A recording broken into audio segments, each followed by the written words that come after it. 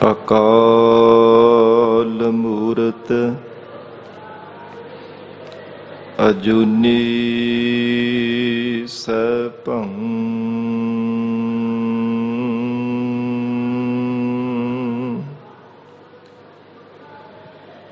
ਗੁਰ ਪ੍ਰਸਾਦ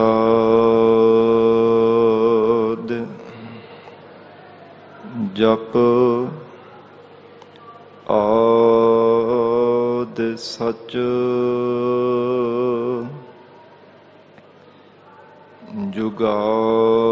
ਜੁਗਾਦਿ ਸਚ ਹੈ ਭੀ ਸਚ ਨਾਨਕ ਹੋਸੀ ਭੀ ਸਚ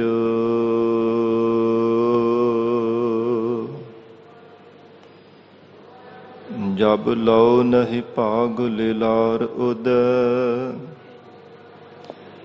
ਤਬ ਲਉ ਭ੍ਰਮ ਤੇ ਫਿਰਤੇ ਬਹੁਤਾਇਓ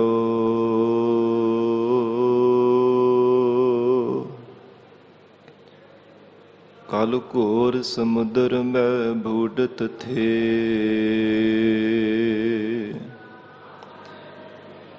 ਕਬਹੂ ਮਿਟ ਹੈ ਨਹੀਂ ਰੇ ਪਛਤਾਇਓ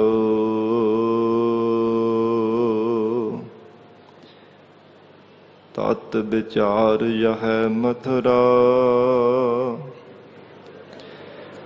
ਜਗ ਤਾਰਨ ਕਉ ਅਵਤਾਰ ਬਨਾਇਓ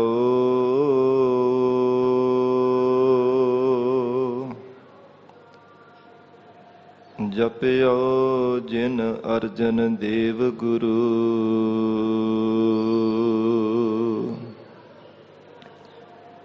ਫਿਰ ਸੰਕਟ ਜੋ ਨ ਗਰਭ ਨ ਆਇਓ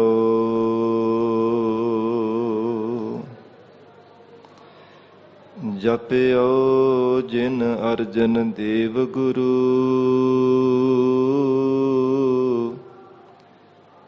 ਫਿਰ ਸੰਕਟ ਜੋ ਨ ਗਰਭ ਨ ਆਇਓ ਮੂਕ ਉਚਰ ਹੈ ਸ਼ਾਸਤਰ ਖਟ ਪਿੰਗ ਗਿਰਨ ਚੜ ਜਾਏ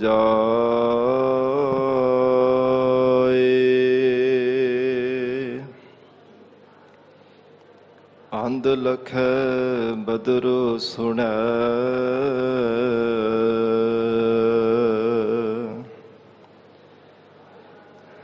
ਜੋ ਕਾਲ ਕਿਰਪਾ ਕਰਾਏ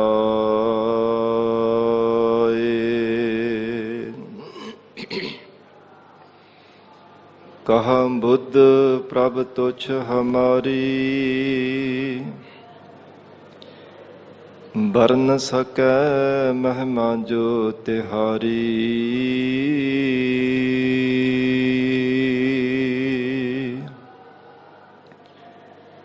ਹਮ ਨਾ ਸਕਤ ਕਰ ਸਿਫਤ ਤੁਮਾਰੀ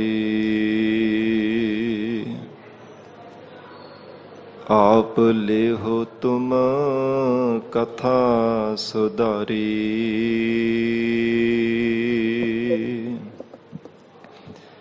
ਹਮ ਨਾ ਸਕਤ ਕਰ ਸਿਫਤ ਤੁਮਾਰੀ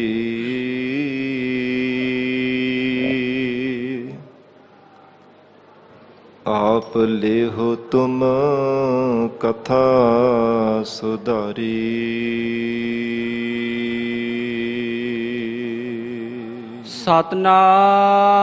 ਸਤਨਾਮ ਸ੍ਰੀ ਵਾਹਿਗੁਰੂ ਸਾਹਿਬ ਜੀ। ਅਸੁਨ ਪ੍ਰੇਮ ਉਮਾਹੜਾ ਕਿਉ ਮਿਲਿਆ ਹਰ ਜਾਏ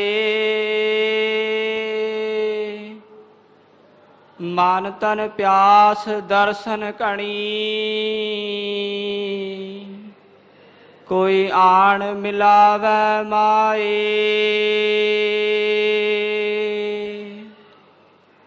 ਅਸਨ ਪ੍ਰੇਮ ਉਮਾਹੜਾ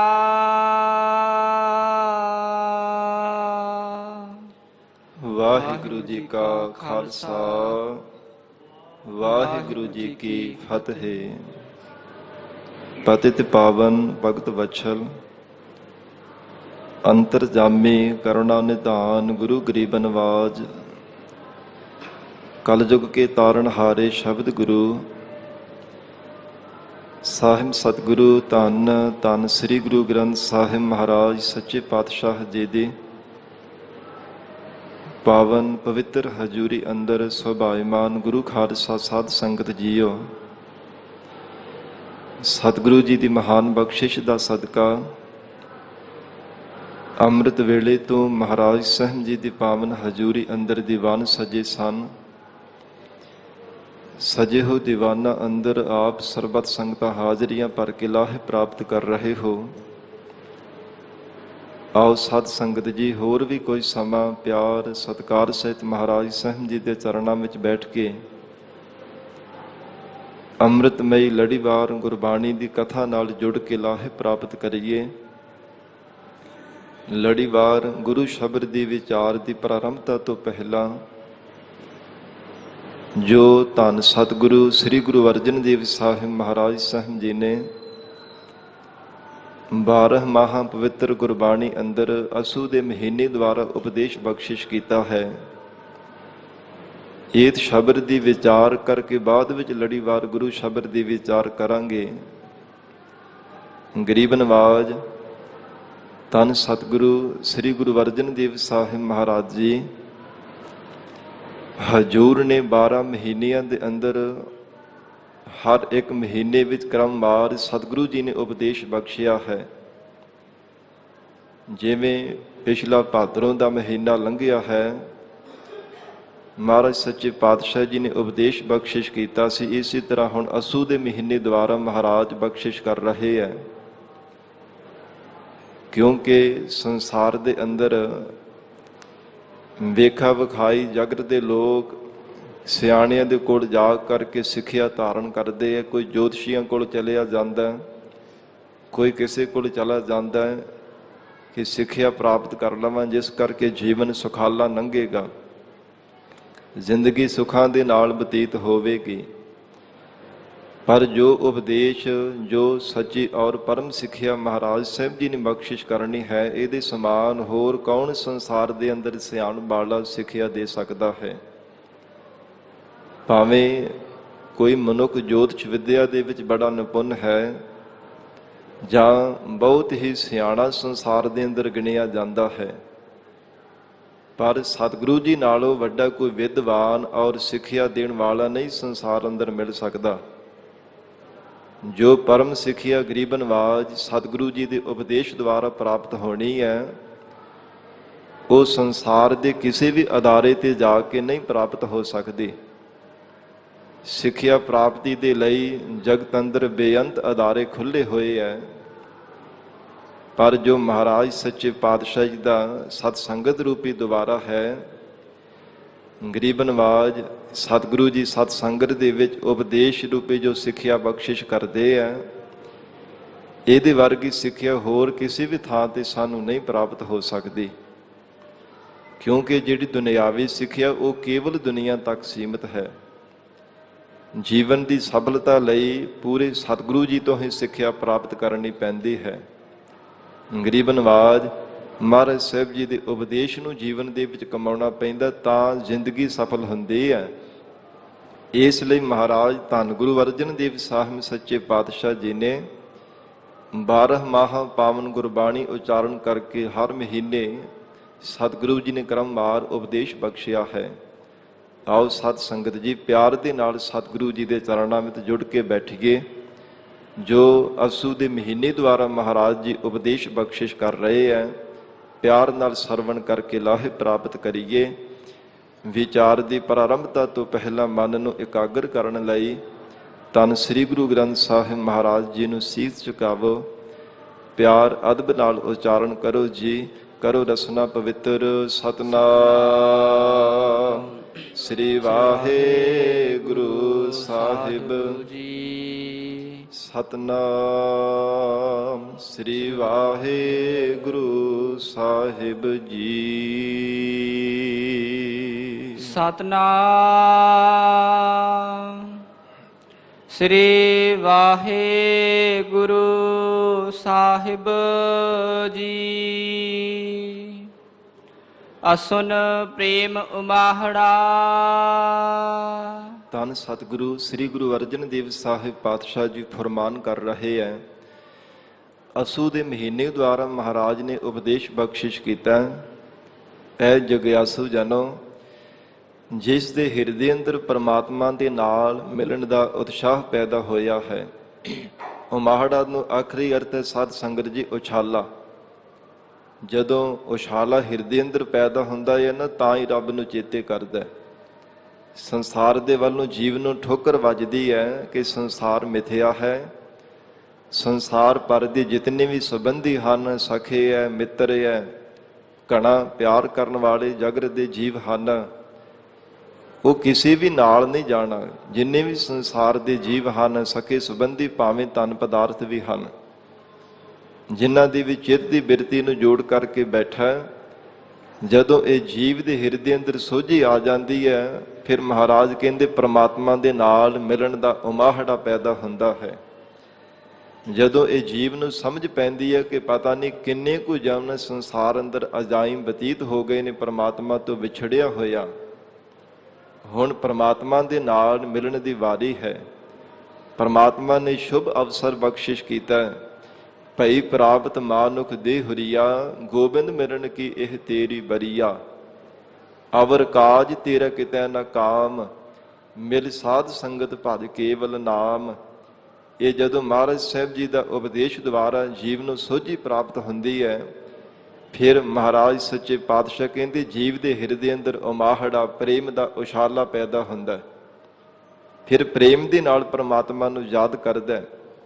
ਐਸਾ ਵੈਰਾਗ ਦੇ ਵੇਗ ਵਿੱਚ ਜੀਵ ਆ ਜਾਂਦਾ ਕਿ ਸੰਸਾਰ ਦੇ ਸੁਖ ਮਨ ਨੂੰ ਚੰਗੇ ਨਹੀਂ ਲੱਗਦੇ। ਕੁਝ ਵੀ ਸੰਸਾਰ ਦਾ ਕਿੰਨਾ ਵੀ ਵੱਡਾ ਪਰਮ ਸੁਖ ਭਾਵੇਂ ਮੰਨਿਆ ਜਾਂਦਾ, ਸੰਸਾਰ ਦੇ ਅੰਦਰ ਮਹਾਰਾਜ ਕਹਿੰਦੇ ਮਾਇਕੀ ਸੁੱਖਾਂ ਤੋਂ ਇਹ ਜੀਵ ਉਪਰਾਮ ਹੋ ਕੇ ਫਿਰ ਪਿਆਰ ਦੇ ਵਿੱਚ ਭਿੱਜ ਕੇ ਪ੍ਰਮਾਤਮਾ ਨੂੰ ਯਾਦ ਕਰਦਾ ਹੈ। ਅਸਨ ਪ੍ਰੇਮ ਉਮਾਹੜਾ, ਜਿਨ੍ਹਾਂ ਜਗਿਆਸੂਆਂ ਦੇ ਹਿਰਦੇ ਅੰਦਰ ਪ੍ਰਮਾਤਮਾ ਦੇ ਨਾਲ ਮਿਲਣ ਦਾ ਉਮਾਹੜਾ, ਪ੍ਰੇਮ ਦਾ ਉਛਾਲਾ ਹਿਰਦੇ ਅੰਦਰ ਆਇਆ ਹੈ। ਕਿਉ ਮਿਲਿਆ ਹਰ ਜਾਏ। ਉਹ ਫਿਰ ਮਹਾਤਮਾ ਦੇ ਕੋਲ ਜਾ ਕਰਕੇ ਬੇਨਤੀਆਂ ਕਰਦੇ ਹਨ, ਹੇ ਮਹਾਤਮਾ ਜਨੋ, ਕਿਵੇਂ ਉਹ ਪਰਮਾਤਮਾ ਦੇ ਨਾਲ ਜਾ ਕੇ ਮਿਲਿਆ ਜਾ ਸਕਦਾ ਹੈ। ਕਿਉਂ ਮਿਲਿਆ? ਹਰ ਜਾਏ, ਹਰ ਜਗ੍ਹਾ ਤੇ ਭਾਵੇਂ ਪਰਮੇਸ਼ਰ ਵਿਆਪਕ ਹੈ, ਹਰ ਥਾਂ ਤੇ ਪਰਮਾਤਮਾ ਜੀ ਦਾ ਸਰੂਪ ਵਿਆਪਕ ਹੈ। ਜਲਾਂ ਵਿੱਚ ਵੀ, ਥਲਾਂ ਵਿੱਚ ਵੀ, ਧਰਤੀ ਤੇ ਵੀ, ਆਕਾਸ਼ ਉੱਪਰ ਵੀ, ਸਭ ਥਾਵਾਂ ਤੇ ਉਹ ਪਰਮਾਤਮਾ ਵਿਆਪਕ ਹੈ। ਪਰ ਕਿਉਂ ਮਿਲਿਆ? ਕਿਵੇਂ ਮਿਲਿਆ ਜਾ ਸਕਦਾ ਹੈ? ਸਾਧ ਸੰਗਤ ਜੀ, ਇਹ ਜੀਵ ਰੂਪ ਸਖੀ ਦਾ ਰੂਪਕ ਅਲੰਕਾਰ ਬਣਾ ਕੇ ਸਤਿਗੁਰੂ ਜੀ ਨੇ ਇਸ ਸ਼ਬਦ ਦੇ ਅੰਦਰ ਉਪਦੇਸ਼ ਬਖਸ਼ਿਆ ਹੈ। ਧੰਨ ਗੁਰੂ ਅਰਜਨ ਦੇਵ ਸਾਹਿਬ ਮਹਾਰਾਜ ਜੀ ਉਚਾਰਨ ਕਰ ਰਹੇ ਹੈ, ਜਿਸ ਜੀਵ ਰੂਪ ਸਖੀ ਦੇ ਹਿਰਦੇ ਅੰਦਰ ਪਰਮਾਤਮਾ ਦੇ ਨਾਲ ਮਿਲਣੇ ਦਾ ਉਤਸ਼ਾਹ ਪੈਦਾ ਹੋਇਆ ਹੈ। ਕਿਉਂਕਿ ਸਾਧ ਸੰਗਤ ਜੀ, ਸ਼ੌਕ ਅਵਸਥਾ ਜੋ ਹੈ ਨਾ, ਪਰਮਾਤਮਾ ਦੇ ਨਾਲ ਮਿਲਣੇ ਦਾ ਸ਼ੌਕ ਜਾਗਣਾ, ਇਹੋ ਹੀ ਅਸਲ ਦੇ ਵਿੱਚ ਜਵਾਨੀ ਦੀ ਅਵਸਥਾ ਹੈ। ਜਿਵੇਂ ਜਵਾਨੀ ਦੀ ਅਵਸਥਾ ਦੇ ਵਿੱਚ ਮਨੁੱਖ ਉਦਮ ਦੇ ਨਾਲ ਆਲਸ ਨੂੰ ਤਿਆਗ ਕੇ ਅੰਮ੍ਰਿਤ ਵੇਲੇ ਉੱਠ ਕਰਕੇ ਇਸ਼ਨਾਨ ਪਾਨ ਕਰਕੇ ਸਤ ਸੰਗਤ ਵਿੱਚ ਆ ਕੇ ਜੁੜਦਾ ਹੈ, ਇਸੇ ਪ੍ਰਕਾਰ ਜਿਹੜੇ ਅਕਾਲ ਪੁਰਖ ਵਾਹਿਗੁਰੂ ਦੇ ਨਾਲ ਮਿਲਣੇ ਦੀ ਅਵਸਥਾ, ਜਿਹਨੂੰ ਸ਼ੌਕ ਅਵਸਥਾ ਕਿਹਾ ਜਾਂਦਾ ਹੈ, ਪਰਮਾਤਮਾ ਦੇ ਨਾਲ ਮਿਲਣੇ ਦੀ ਅਵਸਥਾ, ਇਹ ਜਵਾਨੀ ਦੀ ਅਵਸਥਾ ਦੀ ਤਰ੍ਹਾਂ ਹੈ। ਮਨ ਦੇ ਵਿੱਚ ਸ਼ੌਕ ਹੋਵੇ ਤੇ ਸਾਧ ਸੰਗਤ ਜੀ ਫਿਰ ਸੁਭਾਵਕ ਹੀ ਮਨੁੱਖ ਉਦਮ ਕਰਦਾ ਹੈ, ਫਿਰ ਉਪਰਾਲਾ ਕਰਦਾ ਹੈ, ਹਰ ਇੱਕ ਯਤਨ ਕਰਦਾ ਕਿ ਕਿਸ ਯਤਨ ਦੇ ਨਾਲ ਮੈਂ ਪਰਮਾਤਮਾ ਦੇ ਨਾਲ ਮਿਲ ਸਕਦਾ ਹਾਂ। ਜਿਵੇਂ ਮਹਾਰਾਜ ਸਾਹਿਬ ਜੀ ਉਪਦੇਸ਼ ਬਖਸ਼ਿਸ਼ ਕਰਦੇ ਆ, ਫਿਰ ਗੁਰੂ ਕੇ ਉਪਦੇਸ਼ ਨੂੰ ਵੀ ਜੀਵਨ ਦੇ ਵਿੱਚ ਕਮਾਉਣ ਦੇ ਲਈ ਯਤਨਸ਼ੀਲ ਰਹਿੰਦਾ ਹੈ। ਪਰ ਇਹ ਤਾਂ ਇਹ ਦਾਤ ਪ੍ਰਾਪਤ ਹੁੰਦੀ ਹੈ ਜੇ ਪਰਮਾਤਮਾ ਦੀ ਮਿਹਰ ਹੋਵੇ, ਹਿਰਦੇ ਅੰਦਰ ਵਾਹਿਗੁਰੂ ਦੇ ਨਾਲ ਮਿਲਣ ਦਾ ਉਮਾਹੜਾ ਪੈਦਾ ਹੋ ਜਾਵੇ, ਹਿਰਦੇ ਅੰਦਰ ਪ੍ਰੇਮ ਦਾ ਉਛਾਲਾ ਆ ਜਾਵੇ, ਫਿਰ ਬਾਰ-ਬਾਰ ਇਹ ਜੀਵ ਯਤਨ ਕਰਦਾ ਹੈ। ਮਹਾਰਾਜ ਸਾਹਿਬ ਜੀ ਦੇ ਸਨਮੁਖ ਹੋ ਕਰਕੇ ਵੀ ਬੇਨਤੀਆਂ ਕਰਦਾ ਹੈ, ਅਰਦਾਸਾਂ ਕਰਦਾ ਹੈ, ਹੇ ਮਹਾਰਾਜ ਆਪ ਕਿਰਪਾ ਕਰਕੇ ਮੈਨੂੰ ਸੋਝੀ ਬਖਸ਼ਿਸ਼ ਕਰੋ। ਕਿਸ ਯਤਨ ਕਰਨੇ ਕਰਕੇ ਮੈਂ ਪਿਆਰੇ ਪਰਮਾਤਮਾ ਦੇ ਨਾਲ ਮਿਲ ਸਕਦਾ ਹਾਂ। ਸਤਿਗੁਰੂ ਜੀ ਨੇ ਜੀਵ ਰੂਪ ਸਖੀ ਦਾ ਰੂਪਕ ਅਲੰਕਾਰ ਬਣਾ ਕੇ ਉਪਦੇਸ਼ ਬਖਸ਼ਿਆ ਹੈ। ਪ੍ਰਤੱਖ ਵੀ ਸਾਧ ਸੰਗਤ ਜੀ, ਜਿਹੜੀਆਂ 3 ਪ੍ਰਕਾਰ ਦੀਆਂ ਇਸਤਰੀਆਂ ਸੰਸਾਰ ਦੇ ਅੰਦਰ ਵਿਦਵਾਨ ਪੁਰਖਾਂ ਨੇ ਕਥਨ ਕੀਤੀਆਂ ਹਨ। ਜਿਵੇਂ ਪਤੀ ਦਾ ਵਿਛੋੜਾ ਸੁਣ ਕਰਕੇ ਕਿ ਪਤੀ ਪਰਦੇਸ ਦੀ ਵੀ ਚੱਲਿਆ ਹੈ, ਤੇ ਸਾਧ ਸੰਗਤ ਜੀ ਪਹਿਲੇ ਉਹ ਇਸਤਰੀਆਂ ਹੁੰਦੀਆਂ ਹਨ ਪਤੀ ਦੇ ਵਿਛੋੜਾ ਸੁਣ ਕਰਕੇ ਕਿ ਪਤੀ ਨੇ ਪਰਦੇਸ ਚਲੇ ਜਾਣਾ ਹੈ, ਸੁਣਦਿਆਂ ਸਾਰ ਹੀ ਹੱਥ ਪੈਰ ਉਹਨਾਂ ਦੇ ਸੁੰਨ ਹੋ ਜਾਂਦੇ ਹੈ। ਪਰ ਜਦੋਂ ਪਤੀ ਪਰਦੇਸ ਚਲਾ ਜਾਂਦਾ ਹੈ, ਫਿਰ ਸੰਸਾਰ ਦੇ ਕੰਮਾਂ ਵਿਹਾਰਾਂ ਦੀ ਵੀ ਚਿਰ ਦੀ ਬਿਰਤੀ ਜੁੜਨੇ ਕਰਕੇ ਪਤੀ ਦੀ ਯਾਦ ਭੁੱਲ ਜਾਂਦੀ ਹੈ। ਔਰ ਦੂਜੇ ਪ੍ਰਕਾਰ ਦੇ ਉਹ ਸਾਧ ਸੰਗਤ ਜੀ ਇਸਤਰੀਆਂ ਹਨ ਜੋ ਪਤੀ ਦੇ ਵਿਛੋੜੇ ਕਰਕੇ ਹਿਰਦੇ ਅੰਦਰ ਪ੍ਰੇਮ ਪੈਦਾ ਹੋਇਆ ਰਹਿੰਦਾ ਹੈ, ਔਰ ਸਰੀਰ ਜਿਹੜਾ ਉਹਨਾਂ ਦਾ ਸੁੱਕ ਜਾਂਦਾ, ਕੁਝ ਖਾਣ ਨੂੰ ਪਹਿਨਣੇ ਨੂੰ ਚੰਗੇ ਪਦਾਰਥ ਖਾਣੇ ਨੂੰ ਵੀ ਚਿੱਤ ਨਹੀਂ ਕਰਦਾ। ਤੀਸਰੇ ਉਹ ਹਨ ਜੋ ਪਤੀ ਦਾ ਵਿਛੋੜਾ ਸੁਣ ਕਰਕੇ ਹੀ ਸਾਧ ਸੰਗਤ ਜੀ ਉਹਨਾਂ ਦੀ ਮੌਤ ਹੋ ਜਾਂਦੀ ਹੈ। ਵਿਛੋੜਾ ਝੱਲਿਆ ਹੀ ਨਹੀਂ ਜਾਂਦਾ ਪਤੀ ਦਾ, ਇੰਨਾ ਪਿਆਰ ਹੈ ਦੁਨਿਆਵੀ ਪਤੀ ਦੇ ਨਾਲ।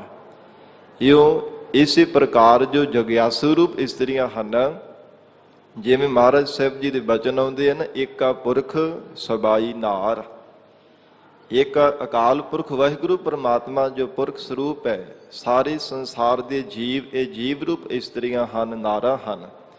ਇਸੇ ਆਧਾਰ ਤੇ ਜੋ 3 ਪ੍ਰਕਾਰ ਦੀਆਂ ਜਗਿਆਸੂ ਰੂਪ ਸਖੀਆਂ ਹਨ, ਮਹਾਰਾਜ ਕਹਿੰਦੇ ਪਰਮਾਤਮਾ ਅਕਾਲ ਪੁਰਖ ਵਾਹਿਗੁਰੂ ਜੀ ਦੇ ਜੋ ਕਥਾ ਕਹਾਣੀਆਂ ਹਨ, ਪਰਮੇਸ਼ਰ ਦੀ ਪ੍ਰਾਪਤੀ ਦੇ ਜਾਂ ਵਾਹਿਗੁਰੂ ਤੋਂ ਵਿਛੋੜੇ ਦੇ ਵੈਰਾਗ ਦੇ ਬਚਨ ਸੁਣ ਕਰਕੇ ਹਿਰਦਾ ਜਿਹੜਾ ਹੈ ਨਾ ਪਰਮਾਤਮਾ ਦੇ ਨਾਲ ਮਿਲਣ ਦੇ ਲਈ ਹਰ ਸਮੇਂ ਤਤਪਰ ਰਹਿੰਦਾ ਕਿ ਕਿਹੜੇ ਵੇਲੇ ਪਰਮਾਤਮਾ ਦੇ ਨਾਲ ਮੇਲ ਹੋ ਜਾਵੇ।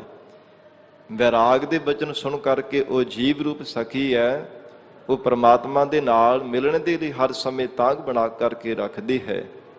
ਰੋਮ ਕੰਡੇ ਜਿਹੜੇ ਖੜੇ ਹੋ ਜਾਂਦੇ ਹੈ, ਸਰੀਰ ਸੁੰਨ ਹੋ ਜਾਂਦਾ ਹੈ ਕਿ ਇੰਨਾ ਸਮਾਂ ਇਸੇ ਤਰ੍ਹਾਂ ਹੀ ਬਤੀਤ ਹੋ ਗਿਆ ਪਰਮਾਤਮਾ ਦੀ ਪ੍ਰਾਪਤੀ ਤੋਂ। ਕਿੰਨੇ ਕੁ ਜਨਮ ਸੰਸਾਰ ਦੇ ਅੰਦਰ ਐਵੇਂ ਹੀ ਅਜਾਈ ਹੀ ਚਲੇ ਗਏ ਹੈ। ਇਹ ਮਹਾਰਾਜ ਕਹਿੰਦੇ ਪਹਿਲੇ ਦਰਜੇ ਦੀਆਂ ਉਹ ਜੀਵ ਰੂਪ ਸਖੀਆਂ ਹਨ। ਜਦੋਂ ਤੱਕ ਵੈਰਾਗ ਦੇ ਬਚਨ ਸੁਣਦੇ ਰਹਿੰਦੇ, ਕੰਨਾਂ ਵਿੱਚ ਆਵਾਜ਼ ਪੈਂਦੀ ਰਹਿੰਦੀ ਹੈ, ਸਤ ਸੰਗਤ ਵਿੱਚ ਬੈਠ ਕੇ ਪਰਮਾਤਮਾ ਦਾ ਜਸ ਸਰਵਣ ਕਰਦੇ ਰਹਿੰਦੇ ਹੈ, ਉਦੋਂ ਤੱਕ ਉਹਨਾਂ ਜਗਿਆਸੂਆਂ ਦੇ ਮਨ ਦੇ ਵਿੱਚ ਬੜਾ ਵੈਰਾਗ ਰਹਿੰਦਾ ਹੈ। ਪਰਮਾਤਮਾ ਦੇ ਵਿਛੋੜੇ ਦਾ ਹਿਰਦੇ ਅੰਦਰ ਦੁੱਖ ਰਹਿੰਦਾ ਹੈ। ਜਦੋਂ ਸਤ ਸੰਗਤ ਤੋਂ ਬਾਹਰ ਚਲੇ ਜਾਂਦੇ ਆ, ਉਹਨਾਂ ਦੀ ਬੁੱਧ ਜਿਹੜੀ ਸੰਸਾਰ ਦੇ ਕਾਰ ਵਿਹਾਰਾਂ ਦੇ ਵਿੱਚ ਖਚਿਤ ਹੋ ਜਾਂਦੀ ਹੈ, ਚਿੱਤ ਦੀ ਬਿਰਤੀ ਸੰਸਾਰ ਦੇ ਅੰਦਰ ਜੁੜ ਜਾਂਦੀ ਹੈ ਤੇ ਪਰਮਾਤਮਾ ਦੀ ਯਾਦ ਫਿਰ ਭੁੱਲ ਜਾਂਦੀ ਹੈ।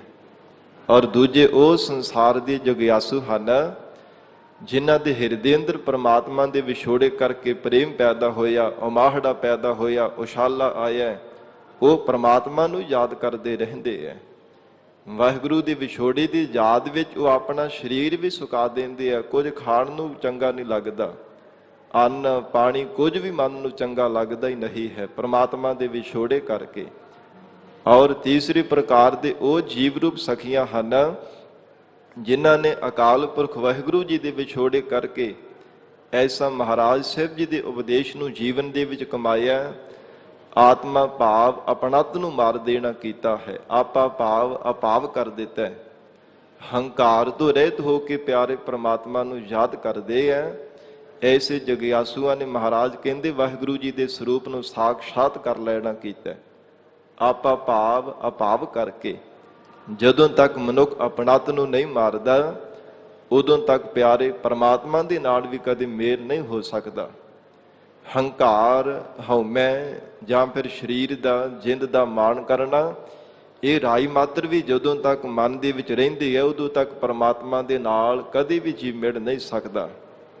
ਇਸ ਕਰਕੇ ਮਹਾਰਾਜ ਕਹਿੰਦੇ ਜਿਨ੍ਹਾਂ ਐਸੇ ਜੀਵ ਰੂਪ ਸਖੀਆਂ ਨੇ ਪਰਮਾਤਮਾ ਨੂੰ ਸਾਖਸ਼ਾਤ ਕਰ ਲਿਆ ਹੈ ਆਪਾ ਭਾਵ ਅਭਾਵ ਕਰਕੇ, ਤਿਨਾਂ ਨੂੰ ਜੋ ਕੁਝ ਵੀ ਸੰਸਾਰ ਦੇ ਅੰਦਰ ਨਜ਼ਰ ਆਉਂਦਾ ਉਹ ਪਰਮਾਤਮਾ ਹੀ ਨਜ਼ਰ ਆਉਂਦਾ ਹੈ।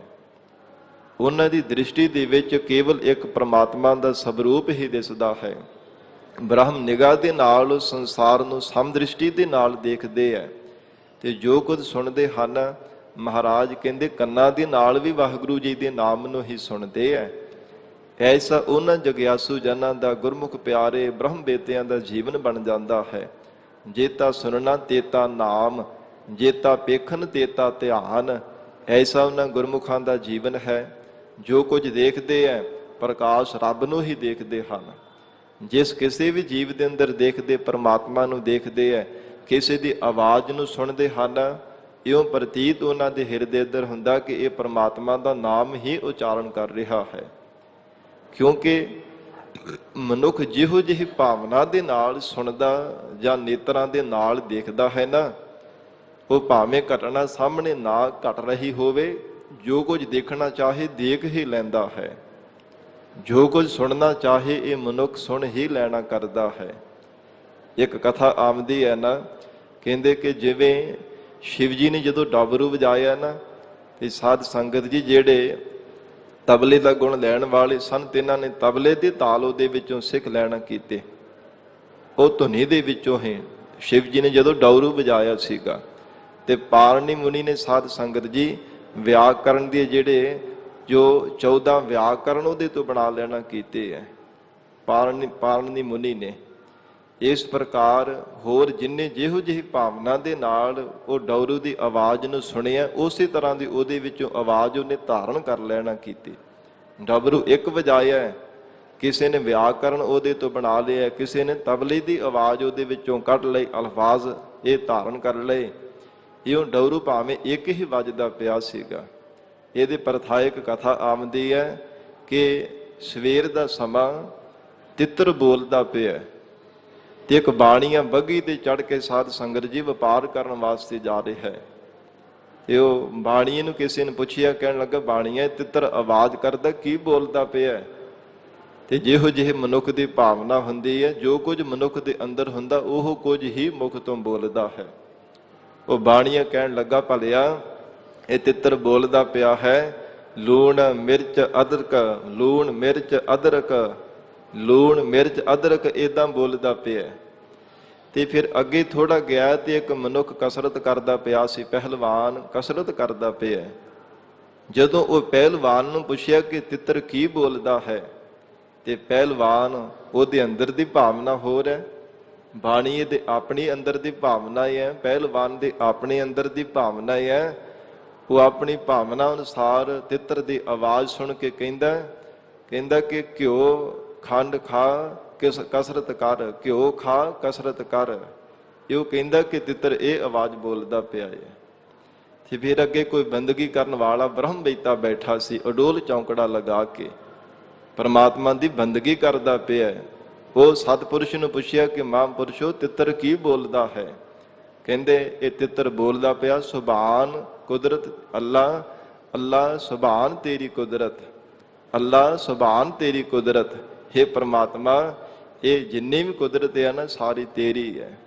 हे ਪ੍ਰਮਾਤਮਾ, ਸਾਰੀ ਆਪ ਦੀ ਬਣਾਈ ਹੋਈ ਇਹ ਕੁਦਰਤ ਹੈ।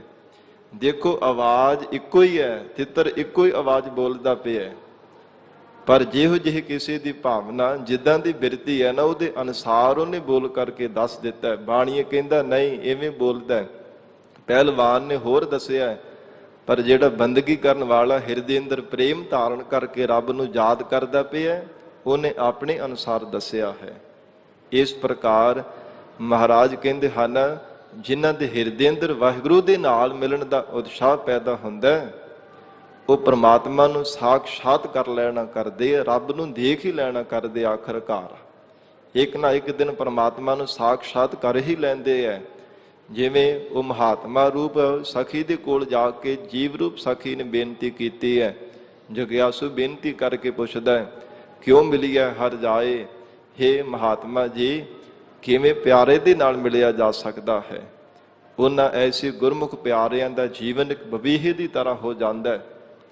ਬਬੀਹੇ ਨੂੰ ਪਿਆਸ ਲੱਗਦੀ ਹੈ ਨਾ ਸਵਾਂਤੀ ਬੂਣ ਦੀ, ਭਾਵੇਂ ਲੰਬੇਰਾ ਸਮਾਂ ਵਰਖਾ ਹੁੰਦੀ ਰਹੇ, ਝੜੀ ਲੱਗ ਜਾਵੇ, ਔਰ ਤਲਾਬਾਂ ਤੇ ਟੋਭਿਆਂ ਤੇ ਕਿੰਨਾ ਕਿੰਨਾ ਪਾਣੀ ਖੜਾ ਹੁੰਦਾ ਹੈ, ਪਰ ਉਹ ਪਾਣੀ ਦੇ ਨਾਲ ਕੋਈ ਵੀ ਬਬੀਹੇ ਨੂੰ ਵਾਸਤਾ ਨਹੀਂ ਹੁੰਦਾ। ਕੇਵਲ ਤਾਂ ਕੇਵਲ ਸਵਾਂਤੀ ਬੂੰਦ ਨੂੰ ਪਾਉਣ ਵਾਸਤੇ ਬਾਰ-ਬਾਰ ਪੀਊ ਪੀਊ ਕਰਕੇ ਮੁਖ ਤੋਂ ਪੁਕਾਰਦਾ ਰਹਿੰਦਾ ਹੈ। ਤੇ ਸਾਧ ਸੰਗਤ ਜੀ, ਜੇਕਰ ਬੱਦਲ ਵਰਸੇ ਸਵਾਂਤੀ ਬੂੰਦ ਪ੍ਰਮਾਤਮਾ ਵਰਸਾ ਦੇਵੇ, ਉਹ ਬਬੀਹ ਨੂੰ ਮਿਲ ਜਾਵੇ ਤਾਂ ਉਹਦੀ ਭੁੱਖ ਮਿਟਦੀ ਹੈ, ਤਾਂ ਉਹਦੇ ਅੰਦਰ ਦੀ ਪਿਆਸ ਜਿਹੜੀ ਬੁੱਝ ਜਾਣਾ ਕਰਦੀ ਹੈ। ਇਸ ਪ੍ਰਕਾਰ ਮਹਾਰਾਜ ਕਹਿੰਦੇ ਜਿਹੜਾ ਜਗਿਆਸੂ ਰੂਪ ਬਬੀਹਾ ਹੈ ਉਹ ਗੁਰਮੁਖ ਪਿਆਰਾ ਇੱਕ ਚਿੱਤ ਹੋ ਕੇ ਪ੍ਰਮਾਤਮਾ ਨੂੰ ਯਾਦ ਕਰਦਾ। ਭਾਵੇਂ ਜਿੰਨੇ ਮਰਜ਼ੀ ਸੰਸਾਰ ਦੇ ਸੁਖਾਂ ਰੂਪੀ ਪਦਾਰਥਾਂ ਰੂਪੀ ਪਾਣੀ ਸੰਸਾਰ ਦੇ ਅੰਦਰ ਭਰਿਆ ਪਿਆ, ਪਰ ਜਿਸ ਹਿਰਦੇ ਅੰਦਰ ਵਾਹਿਗੁਰੂ ਦੇ ਦਰਸ਼ਨਾਂ ਦੀ ਸਵਾਂਤੀ ਬੂੰਦ ਦੀ ਪਿਆਸ ਲੱਗੀ ਹੈ, ਉਸ ਨੂੰ ਕੋਈ ਵੀ ਦੁਨੀਆ ਦਾ ਸੁਖ ਮਨ ਨੂੰ ਚੰਗਾ ਨਹੀਂ ਲੱਗਦਾ। ਇੱਕ ਚਿੱਤ ਹੋ ਕੇ ਪ੍ਰਮਾਤਮਾ ਦੀ ਦਰਸ਼ਨਾਂ ਦੀ ਤਾਂਘ ਹਿਰਦੇ ਅੰਦਰ ਧਾਰਨ ਕਰਕੇ ਰੱਖਦਾ ਹੈ, ਐਸਾ ਉਹ ਜੋਗਿਆਸੂ ਰੂਪ ਬਬੀਹਾ ਹੈ, ਬਾਰ-ਬਾਰ ਪਰਮੇਸ਼ਰ ਨੂੰ ਯਾਦ ਕਰਦਾ। ਮਹਾਰਾਜ ਧੰਨ ਗੁਰੂ ਅਰਜਨ ਦੇਵ ਸਾਹਿਬ ਪਾਤਸ਼ਾਹ ਜੀ ਫਰਮਾਨ ਕਰ ਰਹੇ ਹੈ, ਅਸੁਨ ਪ੍ਰੇਮ ਉਮਾਹੜਾ ਕਿਉਂ ਮਿਲੀਐ ਹਰ ਜਾਏ। ਅੱਜ ਸੁਣ ਵਿਸ਼ੇਸ਼ ਕਰਕੇ ਮਹਾਰਾਜ ਅਸਾਂ ਨੇ ਸੁਣਨਾ ਕੀਤਾ ਕਿ ਪ੍ਰਮਾਤਮਾ ਸਭ ਜਗ੍ਹਾ ਤੇ ਹੈ, ਜਾਏ ਸਭ ਥਾਵਾਂ ਤੇ ਵਿਆਪਕ ਹੈ, ਪਰ ਕਿਉਂ ਮਿਲੀ ਹੈ, ਕਿਵੇਂ ਮਿਲਿਆ ਜਾ ਸਕਦਾ ਹੈ। ਮਹਾਰਾਜ ਵਾਹਿਗੁਰੂ ਤੋਂ ਵਿਛੜਿਆ ਹੋਇਆ ਪਤਾ ਨਹੀਂ ਕਿੰਨਾ ਕੁ ਸਮਾਂ ਸੰਸਾਰ ਦੇ ਅੰਦਰ ਅਜਾਈਂ ਚਲਾ ਗਿਆ। ਹੁਣ ਜੇ ਹਿਰਦੇ ਅੰਦਰ ਪ੍ਰੇਮ ਦਾ ਉਛਾਲਾ ਆਇਆ, ਆਪ ਕਿਰਪਾ ਕਰਕੇ ਦੱਸੋ ਉਸ ਪਿਆਰੇ ਵਾਹਿਗੁਰੂ ਦੇ ਨਾਲ ਕਿਵੇਂ ਮਿਲਿਆ ਜਾ ਸਕਦਾ ਹੈ। ਮਨ ਤਨ ਪਿਆਸ ਦਰਸ਼ਨ ਘਣੀ। ਸਾਡੇ ਮਨ ਅਤੇ ਤਨ ਦੇ ਵਿੱਚ ਪ੍ਰਮਾਤਮਾ ਦੇ ਦਰਸ਼ਨਾਂ ਦੀ ਪਿਆਸ ਘਣੀ ਬਹੁਤ ਜ਼ਿਆਦਾ ਹੈ। ਘਣੀ ਤੋਂ ਭਾਵ ਬਹੁਤ ਜ਼ਿਆਦਾ। ਵਾਹਿਗੁਰੂ ਦੇ ਦੀਦਾਰ ਕਰਨੇ ਦੀ ਮਨ ਵਿੱਚ ਪਿਆਸਾ ਬਣੀ ਹੋਈ ਹੈ। ਤਨ ਵੀ ਸਾਡਾ ਬਾਰ-ਬਾਰ ਰੱਬ ਨੂੰ ਚੇਤੇ ਕਰਦਾ ਹੈ। ਪਰਮਾਤਮਾ ਦੇ ਦੀਦਾਰ ਕਰਨ ਦੇ ਵਾਸਤੇ ਮਨ ਔਰ ਤਨ ਵਿੱਚ ਬਹੁਤੀ ਪਿਆਸ ਬਣੀ ਹੈ। ਕੋਈ ਆਣ ਮਿਲਾਵੈ ਮਾਏ। हे ਮਹਾਤਮਾ ਰੂਪ ਮਾਂ, ਕੋਈ ਆ ਕੇ ਮੈਨੂੰ ਪਿਆਰੇ ਪਰਮਾਤਮਾ ਦੇ ਨਾਲ ਮਿਲਾ ਦੇਵੇ। ਕੋਈ ਤਾਂ ਹੋਵੇਗਾ ਹੀ ਵਾਹਿਗੁਰੂ ਦੇ ਨਾਲ ਮਿਲਾਉਣ ਦੇ ਵਾਸਤੇ, ਕੋਈ ਨਾ ਕੋਈ ਢੰਗ ਤਰੀਕਾ, ਕੋਈ ਨਾ ਕੋਈ ਤਾਂ ਯਤਨ ਹੋਵੇਗਾ ਜਿਸ ਕਰਕੇ ਪਿਆਰੇ ਦੇ ਨਾਲ ਮਿਲ ਸਕਾਂ। ਕਿਉਂਕਿ ਪਰਮਾਤਮਾ ਦੇ ਦੀਦਾਰ ਕਰਨੇ ਦੀ ਮਨ ਦੇ ਵਿੱਚ ਤਾਂਘ ਬਣੀ ਹੋਈ ਹੈ। ਪਰਮੇਸ਼ਰ ਦੀ ਪ੍ਰਾਪਤੀ ਕਰਨ ਵਾਸਤੇ ਮਨ ਸਾਡਾ ਬਾਰ-ਬਾਰ ਉਤਸ਼ਾਹਿਤ ਹੋ ਕਰਕੇ ਮਨ ਦੇ ਵਿੱਚ ਪ੍ਰੇਮ ਦੇ ਉਛਾਲੇ ਪੈਦਾ ਹੋ ਰਹੇ ਹੈ। ਕਿਉਂ ਪਰਮਾਤਮਾ ਦੇ ਨਾਲ ਕਿਵੇਂ ਮਿਲਿਆ ਜਾ ਸਕਦਾ? ਕੋਈ ਤਾਂ ਹੋਵੇਗਾ ਹੀ, ਕੋਈ ਆਣ ਮਿਲਾਵੈ ਮਾਏ। ਜਿਵੇਂ ਸਤਿਗੁਰੂ ਜੀ ਦਾ ਬਚਨ ਆਉਂਦਾ ਨਾ, ਕੋਈ ਜਨ ਹਰ ਸਿਉ ਦੇਵੈ ਜੋਰ, ਚਰਨ ਗਹਾਓ ਬਕਉ ਸੁਭ ਰਸਨਾ ਦੀਜਹਿ ਪ੍ਰਾਨ ਅਕੋਰ। ਪਰਮਾਤਮਾ ਦੇ ਨਾਲ ਕੋਈ ਮਿਲਾ ਦੇਵੇ, ਆਪਣਾ ਆਪ ਉਹਦੇ ਤੋਂ ਨਿਸ਼ਾਵਰ ਕਰ ਦੇਵਾਂਗਾ। ਉਹਦੇ ਚਰਨਾਂ ਦੀ ਸੇਵਾ ਕਰਾਂ, ਚਰਨਾਂ ਦਾ ਪੂਜਨ ਕਰਾਂ। ਇਉਂ ਕੋਈ ਤਾਂ ਹੋਵੇਗਾ ਵਾਹਿਗੁਰੂ ਦੇ ਨਾਲ ਮਿਲਾਉਣ ਦੇ ਵਾਸਤੇ। हे ਮਹਾਤਮਾ ਰੂਪ ਮਾਂ, ਮੈਨੂੰ ਪਿਆਰੇ ਪਰਮੇਸ਼ਰ ਦੇ ਨਾਲ ਕੋਈ ਮਿਲਾ ਦੇਣਾ ਕਰੇ। ਸੰਤ ਸਹਾਈ ਪ੍ਰੇਮ ਕੇ। ਫਿਰ ਮਹਾਰਾਜ ਸਾਹਿਬ ਜੀ ਹੁਣ ਮਹਾਤਮਾ ਰੂਪ ਸਖੀ ਦੁਆਰਾ ਉਚਾਰਨ ਕਰਕੇ ਇਹ ਢੰਗ ਦੱਸ ਰਹੇ ਹੈ। ਇਹ ਜਗਿਆਸੂ ਰੂਪ ਸਖੀ ਕਿਵੇਂ ਪਰਮਾਤਮਾ ਦੇ ਨਾਲ ਮਿਲਿਆ ਜਾ ਸਕਦਾ ਹੈ, ਕੌਣ ਮਿਲਾਉਣ ਦੇ ਸਹਾਇਕ ਬਣਦੇ ਹੈ। ਮਹਾਰਾਜ ਧੰਨ ਗੁਰੂ ਅਰਜਨ ਦੇਵ ਸਾਹਿਬ ਪਾਤਸ਼ਾਹ ਜੀ ਫਰਮਾਨ ਕਰ ਰਹੇ ਹੈ, ਸੰਤ ਸਹਾਈ ਪ੍ਰੇਮ ਕੇ। ਜੋ ਬੰਦਗੀ ਕਰਨ ਵਾਲੇ ਸਤਿਪੁਰਸ਼ ਹਨ, ਜੋ ਅਕਾਲ ਪੁਰਖ ਵਾਹਿਗੁਰੂ ਜੀ ਵਿੱਚ ਹਰ ਸਮੇਂ ਲੀਨ ਰਹਿੰਦੇ ਹੈ, ਸ਼ਿਰ ਦੀ ਬਿਰਧੀ ਕਰਕੇ ਨਾਮ ਦੇ ਵਿੱਚ ਹੀ ਸਮਾਈ ਰਹਿੰਦੇ ਹਨ। ਕਦੇ ਵੀ ਜਿਨ੍ਹਾਂ ਨੂੰ ਸਵਾਸ ਗਰਾਸ ਹਿਰਦਿਓਂ ਪ੍ਰਮਾਤਮਾ ਦਾ ਯਾਦ, ਵਾਹਿਗੁਰੂ ਜੀ ਦਾ ਸਿਮਰਨ ਵਿਸਰਦਾ ਨਹੀਂ ਹੈ। ਜਿਨ੍ਹਾਂ ਪ੍ਰਥਾਈ ਸਤਿਗੁਰੂ ਜੀ ਨੇ ਬਚਨ ਉਚਾਰਨ ਕੀਤੇ ਹੈ, ਜਿਨ੍ਹਾਂ ਸਾਸ ਗਰਾਸ ਨਾ ਵਿਸਰੈ, ਹਰ ਨਾਮਾ ਮਨ ਮੰਤ, ਧਨ ਸੇ ਸੇਈ ਨਾਨਕਾ ਪੂਰਨ ਸੋਈ ਸੰਤ।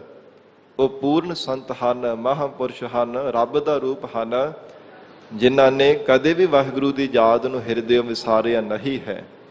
ਇਸ ਪ੍ਰਕਾਰ ਸੰਤ ਸਹਾਈ ਪ੍ਰੇਮ ਕੇ ਇਹ ਜੀਵ ਰੂਪ ਸਖੀ ਬੰਦਗੀ ਕਰਨ ਵਾਲੇ ਸਤਿਪੁਰਸ਼ ਹਿਰਦੇ ਅੰਦਰ ਪ੍ਰੇਮ ਲਾਉਣ ਵਾਲੇ ਹਨ।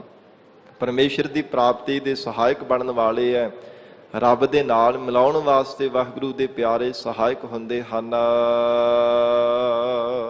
ਹਾਉ ਤਿਨ ਕਾ ਲਾਗਾ ਪਾਏ। ਉਹਨਾਂ ਦੇ ਚਰਨੀ ਜਾ ਕਰਕੇ ਲੱਗਣਾ ਕਰ, ਤਿਨਾਂ ਦੀ ਸਤ ਸੰਗਤ ਜਾ ਕਰਕੇ ਜੁੜਿਆ ਕਰ। ਕਿਉਂਕਿ ਮਹਾਰਾਜ ਸਾਹਿਬ ਜੀ ਦਾ ਬਚਨ ਆਉਂਦਾ ਹੈ ਨਾ ਕਿ ਸਤ ਸੰਗਤ ਕੀਤੇ ਤੋਂ ਬਿਨਾਂ ਕਦੇ ਹਿਰਦੇ ਅੰਦਰ ਪ੍ਰੇਮ ਨਹੀਂ ਸੱਚਾ ਲੱਗ ਸਕਦਾ। ਦੁਨਿਆਵੀ ਦੁਨੀਆ ਦਾ ਪਿਆਰ ਨਹੀਂ, ਵਾਹਿਗੁਰੂ ਦੇ ਚਰਨਾਂ ਦਾ ਪਿਆਰ। ਪਰਮੇਸ਼ਰ ਦੀ ਪ੍ਰਾਪਤੀ ਦੀ ਹਿਰਦੇ ਅੰਦਰ ਸੱਚੀ ਪ੍ਰੀਤ ਤਾਂ ਲੱਗਦੀ ਹੈ ਜੇ ਗੁਰੂ ਕੀ ਸੰਗਤ ਕੀਤੀ ਜਾਵੇ। ਮਹਾਰਾਜ ਜੀ ਨੇ ਬਚਨ ਕੀਤੇ ਹੈ, ਸਾਧ ਸੰਗਤ ਬਿਨਾ ਭਾਵ ਨਹੀਂ ਉਪਜੈ, ਭਾਵ ਬਿਨ ਭਗਤ ਨਾ ਹੋਏ ਤੇਰੀ। ਐ ਮਹਾਰਾਜ, ਆਪ ਦੀ ਪਿਆਰੀ ਸੰਗਤ ਕੀਤੀ ਤੋਂ ਬਿਨਾ ਕਦੇ ਹਿਰਦੇ ਅੰਦਰ ਸੱਚਾ ਪ੍ਰੇਮ ਨਹੀਂ ਪੈਦਾ ਹੁੰਦਾ। ਤੇ ਜੇ ਪ੍ਰੇਮ ਨਹੀਂ ਪੈਦਾ ਹੁੰਦਾ ਤੇ ਮਹਾਰਾਜ ਆਪ ਦੀ ਪ੍ਰੇਮਾ ਭਗਤੀ ਵੀ ਨਹੀਂ ਕੀਤੀ ਜਾ ਸਕਦੀ। ਇਸ ਕਰਕੇ ਮਹਾਰਾਜ ਸਾਹਿਬ ਜੀ ਨੇ ਫਰਮਾਨ ਕੀਤਾ, ਸੰਤ ਸਹਾਈ ਪ੍ਰੇਮ ਕੇ। ਇਹ ਜੀਵ ਬੰਦਗੀ ਕਰਨ ਵਾਲੇ ਸਤਿਪੁਰਸ਼ ਹੀ ਸਹਾਇਕ ਹੁੰਦੇ ਆ ਪਰਮਾਤਮਾ ਦੇ ਨਾਲ ਮਿਲਾਉਣ ਦੇ ਲਈ। ਜਿਨ੍ਹਾਂ ਦੀ ਸੰਗਤ ਕਰਕੇ ਹਿਰਦੇ ਅੰਦਰ ਵਾਹਿਗੁਰੂ ਦੇ ਚਰਨਾਂ ਦਾ ਪਿਆਰ ਲੱਗਦਾ ਹੈ, ਫਿਰ ਉਹਨਾਂ ਦੀ ਸੰਗਤ ਕਰਨੇ ਕਰਕੇ ਪਰਮੇਸ਼ਰ ਦੀ ਪ੍ਰਾਪਤੀ ਵਾਸਤੇ ਹਿਰਦੇ ਅੰਦਰ ਉਤਸ਼ਾਹ ਪੈਦਾ ਹੁੰਦਾ ਹੈ। ਵਾਹਿਗੁਰੂ ਦੇ ਨਾਲ ਮਿਲਣ ਦੇ ਵਾਸਤੇ ਫਿਰ ਇਹ ਜੀਵ ਯਤਨ ਕਰਦਾ ਹੈ। ਜਗਿਆਸੂ ਫਿਰ ਮੁਖ ਤੋਂ ਰੱਬ ਨੂੰ ਬਾਰ-ਬਾਰ ਚੇਤੇ ਕਰਦਾ, ਸਿਮਰਨ ਕਰਦਾ ਹੈ। ਇਸ ਲਈ ਹਉ ਤਿਨ ਕੈ ਲਾਗਾ ਪਾਏ, ਉਹਨਾਂ ਦੇ ਚਰਨੀ ਜਾ ਕਰਕੇ ਲੱਗਣਾ ਕਰ। ਨਿਮਰਤਾਵਾਨ ਹੋ ਕਰਕੇ ਤਿਨਾਂ ਦੀ ਸੰਗਤ ਕਰਿਆ ਕਰ। ਵੇਣ ਪ੍ਰਭ ਕਿਉ ਸੁਖ ਪਾਈਐ। ਜੇਕਰ ਮਹਾਤਮਾ ਰੂਪ ਸਖੀ ਆ ਕਰਕੇ ਕਹੇ ਕਿ ਜਗਿਆਸੂ ਰੂਪ ਸਖੀ, ਦੁਨੀਆ ਦੇ ਸੁਖ ਤਾਂ ਪ੍ਰਾਪਤ ਹੋ ਗਏ ਹੈ, ਜਾਂ ਪ੍ਰਮਾਤਮਾ ਹੀ ਸਾਖਸ਼ਾਤ ਹੋ ਕਰਕੇ ਕਹੇ, ਹੇ ਜਗਿਆਸੂ, ਸੰਸਾਰ ਦੇ ਸੁਖ ਬਹੁਤ ਸਾਰੇ ਮਿਲ ਗਏ ਹੈ, ਹੋਰ ਕੀ ਤੈਨੂੰ ਚਾਹੀਦਾ। ਤੇ ਮਹਾਰਾਜ ਸਤਿਗੁਰੂ ਜੀ ਉਚਾਰਨ ਕਰ ਰਹੇ ਹੈ, ਬਿਨ ਪ੍ਰਭ ਕਿਉਂ ਸੁਖ ਪਾਈ ਹੈ, ਕਿ ਪਰਮੇਸ਼ਰ ਦੀ ਪ੍ਰਾਪਤੀ ਤੋਂ ਬਿਨਾਂ ਪਰਮ ਸੁਖ ਕਿਵੇਂ ਪ੍ਰਾਪਤ ਕੀਤਾ ਜਾ ਸਕਦਾ ਹੈ। ਹੋਰ ਕੋਈ ਵੀ ਸੰਸਾਰ ਦੇ ਅੰਦਰ ਐਸਾ ਸੁਖ ਨਹੀਂ ਜੋ ਵਾਹਿਗੁਰੂ ਦੀ ਪ੍ਰਾਪਤੀ ਕਰਾ ਸਕੇ। ਹੋਰ ਕੋਈ ਵੀ ਦੁਨੀਆ ਦਾ ਐਸਾ ਸੁਖ ਨਹੀਂ ਜੋ ਸਦੀਵੀ ਕਾਲ ਵਾਸਤੇ ਬਰਕਰਾਰ ਰਹਿ ਸਕੇ, ਅਚੱਲ ਰਹਿ ਸਕੇ, ਅਟਲ ਹੋਵੇ। ਹੋਰ ਕੋਈ ਵੀ ਦੁਨੀਆ ਦਾ ਸੁਖ ਨਹੀਂ ਹੈ। ਕੇਵਲ ਪਰਮਾਤਮਾ ਦੇ ਸਰੂਪ ਦਾ ਪਰਮ ਸੁਖ ਹੈ ਜੋ ਸਦੀਵੀ ਕਾਲ ਵਾਸਤੇ ਰਹਿੰਦਾ, ਜੋ ਵਾਹਿਗੁਰੂ ਦੀ ਬੰਦਗੀ ਕਰਕੇ ਸਿਮਰਨ ਕਰਕੇ ਪ੍ਰਾਪਤ ਹੁੰਦਾ ਹੈ। ਦੂਜੀ ਨਾਹੀ ਜਾਏ। ਮਹਾਰਾਜ ਕਹਿੰਦੇ ਹੋਰ ਦੂਜੀ ਕੋਈ ਜਗ੍ਹਾ ਹੈ ਹੀ ਨਹੀਂ ਜਿੱਥੇ ਜਾ ਕੇ ਪਰਮ ਸੁਖ ਦੀ ਪ੍ਰਾਪਤੀ ਹੋ ਜਾਵੇ। ਜੇ ਕਹੇ ਕਿ ਵਿਦੇਸ਼ ਵਿੱਚ ਜਾ ਕੇ ਮੈਨੂੰ ਆਤਮਿਕ ਸੁਖ ਮਿਲ ਜਾਵੇ, ਜਾਂ ਰੰਗਾਂ ਰੰਗਾਂ ਦੀ ਦੁਨੀਆ ਦੇਖ ਕਰਕੇ, ਜਾਂ ਲੱਚਰਪੁਣਾ ਨਾਚ ਤਮਾਸ਼ੇ ਦੇਖ ਕਰਕੇ ਪਰਮ ਸੁਖ ਮਿਲ ਜਾਵੇ, ਬਹੁਤੇ ਧਨ ਪਦਾਰਥ ਖੱਟ ਕੇ ਮਿਲ ਜਾਵੇ, ਮਹਾਰਾਜ ਕਹਿੰਦੇ ਇਹ ਨਹੀਂ ਕਦੇ ਹੋ ਸਕਦਾ।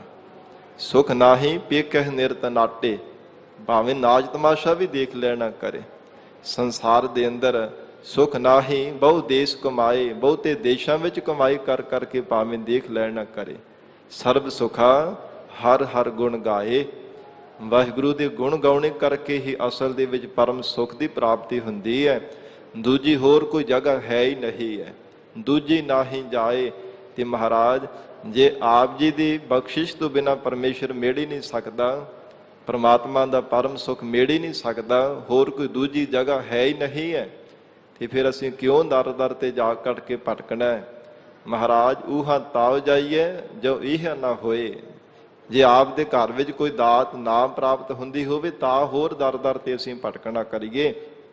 ਇਸ ਕਰਕੇ ਮਹਾਰਾਜ ਆਪ ਕਿਰਪਾ ਕਰੋ, ਅਕਾਲ ਪੁਰਖ ਵਾਹਿਗੁਰੂ ਦੇ ਸਰੂਪ ਰੂਪੀ ਪਰਮ ਸੁਖ ਸਾਨੂੰ ਬਖਸ਼ਿਸ਼ ਕਰ ਦੇਵੋ। ਜਿਨੇ ਚਾਖਿਆ ਪ੍ਰੇਮ ਰਸ। ਜਿਨ੍ਹਾਂ ਜਗਿਆਸੂ ਜਨਾਂ ਨੇ ਪਰਮਾਤਮਾ ਦੇ ਪ੍ਰੇਮ ਰਸ ਨੂੰ ਚਖਿਆ ਹੈ, ਜਗਤ ਦੇ ਸੁੱਖਾਂ ਤੋਂ ਉਪਰਾਮ ਹੋ ਕੇ ਅੰਤਰਮੁਖ ਬਿਰਤੀ ਕਰਕੇ ਵਾਹਿਗੁਰੂ ਦੇ ਨਾਮ ਰਸ ਨੂੰ ਚਖਿਆ ਹੈ, ਸੇ ਤ੍ਰਿਪਤ ਰਹੇ ਆਗਾਏ। ਉਹ ਗੁਰਮੁਖ ਪਿਆਰੇ ਸੰਸਾਰ ਦੇ ਸੁੱਖਾਂ ਵੱਲੋਂ ਤ੍ਰਿਪਤ ਹੋ ਗਏ ਹਨ। ਸਵਰਗ ਆਦਿਕ, ਬ੍ਰਹਮ ਆਦਿਕ, ਬ੍ਰਹਮਪੁਰੀ ਆਦਿਕ ਦੇ ਸੁੱਖਾਂ ਦੇ ਵੱਲੋਂ ਵੀ ਉਹ ਅਗਾਏ ਰੱਜ ਗਏ ਹੈ। ਤਨ ਕਰਕੇ ਵੀ ਤ੍ਰਿਪਤ ਹੋ ਗਏ ਹਨ, ਮਨ ਕਰਕੇ ਵੀ ਤਿੰਨਾਂ ਦੀ ਤ੍ਰਿਪਤੀ ਹੋ ਗਈ ਹੈ। ਜਿਨ੍ਹਾਂ ਨੇ ਇੱਕ ਚਿੱਤ ਹੋ ਕੇ ਪ੍ਰਮਾਤਮਾ ਦੀ ਯਾਦ ਵਿੱਚ ਜੁੜਨਾ ਕੀਤਾ, ਜਿਨ੍ਹਾਂ ਨੂੰ ਦੁਨੀਆ ਦੇ ਰਸ ਫਿੱਕੇ ਲੱਗੇ ਹੈ, ਪ੍ਰਮਾਤਮਾ ਦੇ ਪਰਮ ਰਸ ਨੂੰ ਜਿਨ੍ਹਾਂ ਨੇ ਚੱਖ ਲਿਆ, ਹਜੂਰ ਕਹਿੰਦੇ ਉਹ ਮਨ ਕਰਕੇ ਤਨ ਕਰਕੇ ਤ੍ਰਿਪਤ ਹੋ ਗਏ ਹਨ। ਆਪ ਤਿਆਗ ਬੇਨਤੀ ਕਰਹਿ। ਐ ਪ੍ਰਾਣ ਧਾਰੇ ਜੀਵ ਜੇ ਆਪਾ ਭਾਵ ਤਿਆਗ ਕੇ ਅਭਾਵ ਕਰਕੇ ਬੇਨਤੀ ਕਰਨਾ ਕਰੇ, ਕਿਉਂਕਿ ਜੀਵ ਰੂਪ ਸਖੀ ਬੇਨਤੀ ਕਰਕੇ ਪੁੱਛ ਰਹੀ ਹੈ, ਹੇ ਮਹਾਤਮਾ ਰੂਪ ਸਖੀ ਮੈਨੂੰ ਜੀਵਨ ਦੇ ਵਿੱਚ ਕੀ ਕਰਨਾ ਚਾਹੀਦਾ। ਮੈਂ ਕਿਹੜਾ ਯਤਨ ਕਰਾਂ ਪ੍ਰਮਾਤਮਾ ਮੈਨੂੰ ਮਿਲ ਜਾਵੇ, ਪਰਮੇਸ਼ਰ ਦੀ ਪ੍ਰਾਪਤੀ ਹੋ ਜਾਵੇ। ਇਹ ਮਹਾਰਾਜ ਢੰਗ ਦੱਸ ਰਹੇ ਹੈ। ਆਪ ਤਿਆਗ ਬੇਨਤੀ ਕਰਹੇ, ਆਪਾ ਭਾਵ ਅਭਾਵ ਕਰਕੇ ਨਿਮਰਤਾਵਾਨ ਹੋ ਕਰਕੇ ਬੇਨਤੀ ਕਰਨਾ ਕਰੇ। ਕਿਉਂਕਿ ਅਰਦਾਸ ਤਾਂ ਅਸੀਂ ਭਾਵੇਂ ਸਾਰੇ ਮਹਾਰਾਜ ਦੇ ਸਨਮੁਖ ਹੋ ਕੇ ਕਰਦੇ ਹਾਂ, ਪਰ ਗਰੀਬ ਨਵਾਜ ਸਤਿਗੁਰੂ ਜੀ ਦੇ ਚਰਨਾਂ ਵਿੱਚ ਆ ਕੇ ਜਿਵੇਂ ਸਾਰੇ ਵੇਖਾ ਵਿਖਾਈ ਸੀ ਨਮਸਕਾਰ ਵੀ ਕਰਦੇ ਹਾਂ, ਝੁਕਦੇ ਵੀ ਹਾਂ, ਪਰ ਸਤਿਗੁਰੂ ਜੀ ਦਾ ਬਚਨ ਆਉਂਦਾ, ਸੀਸ ਨਵਾਇਆ ਕਿਆ ਥੀਐ ਜਾ ਹਿਰਦੈ ਕਸੁੱਧੇ ਜਾਹੇ। ਜੇ ਹਿਰਦੇ ਨੂੰ ਸਿੱਧਾ ਨਾ ਕੀਤਾ, ਹਿਰਦੇ ਕਰਕੇ ਹੋਰ ਦਰ ਦਰ ਤੇ ਭਾਵਨਾ ਬਣਾ ਕਰਕੇ ਬੈਠਾ ਹੋਇਆ, ਦਰ ਦਰ ਤੇ ਠੋਕਰਾਂ ਖਾਂਦਾ ਫਿਰਦਾ, ਤੇ ਮਹਾਰਾਜ ਫਿਰ ਕਹਿੰਦੇ ਕਿ ਸੀਸ ਝੁਕਾਉਣ ਦਾ ਕੋਈ ਲਾਭ ਨਹੀਂ ਪ੍ਰਾਪਤ ਹੋ ਸਕਦਾ। ਇਸ ਲਈ ਮਹਾਰਾਜ ਸਾਹਿਬ ਜੀ ਦੇ ਪੂਰਨ ਵਿਸ਼ਵਾਸ ਹੋਵੇ, ਗੁਰੂ ਬਚਨਾਂ ਤੇ ਅਟਲ ਭਰੋਸਾ ਹੋਵੇ, ਤਾਂ ਗਰੀਬ ਨਵਾਜ ਸਤਿਗੁਰੂ ਜੀ ਦੀ ਬਖਸ਼ਿਸ਼ ਨੂੰ ਪ੍ਰਾਪਤ ਕਰ ਸਕਦਾ ਹੈ। ਮਹਾਰਾਜ ਹਜੂਰ ਨੇ ਫਰਮਾਨ ਕੀਤਾ, ਆਪ ਤਿਆਗ ਬਿਨਤੀ ਕਰਹੇ, ਆਪਾ ਭਾਵ ਅਭਾਵ ਕਰਕੇ ਬੇਨਤੀ ਕਰੇ। ਮਹਾਰਾਜ ਦੋਏ ਕਰ ਜੋੜ ਕਰੋ ਅਰਦਾਸ, ਤੁਧ ਭਾਵੈ ਤਾਂ ਆਣਹਿ ਰਾਸ। ਜੇ ਕਾਰਜ ਆਪ ਜੀ ਨੂੰ ਭਾ ਜਾਵੇ ਤੇ ਰਾਸ ਆ ਜਾਵੇ। ਇਹ ਨਹੀਂ ਕਿ ਦਾਵਾ ਕਰੀ ਜਾਵੇ ਕਿ ਮਹਾਰਾਜ ਕਾਰਜ ਪੂਰਾ ਹੋਣਾ ਹੀ ਚਾਹੀਦਾ, ਹੋਣਾ ਹੀ ਚਾਹੀਦਾ।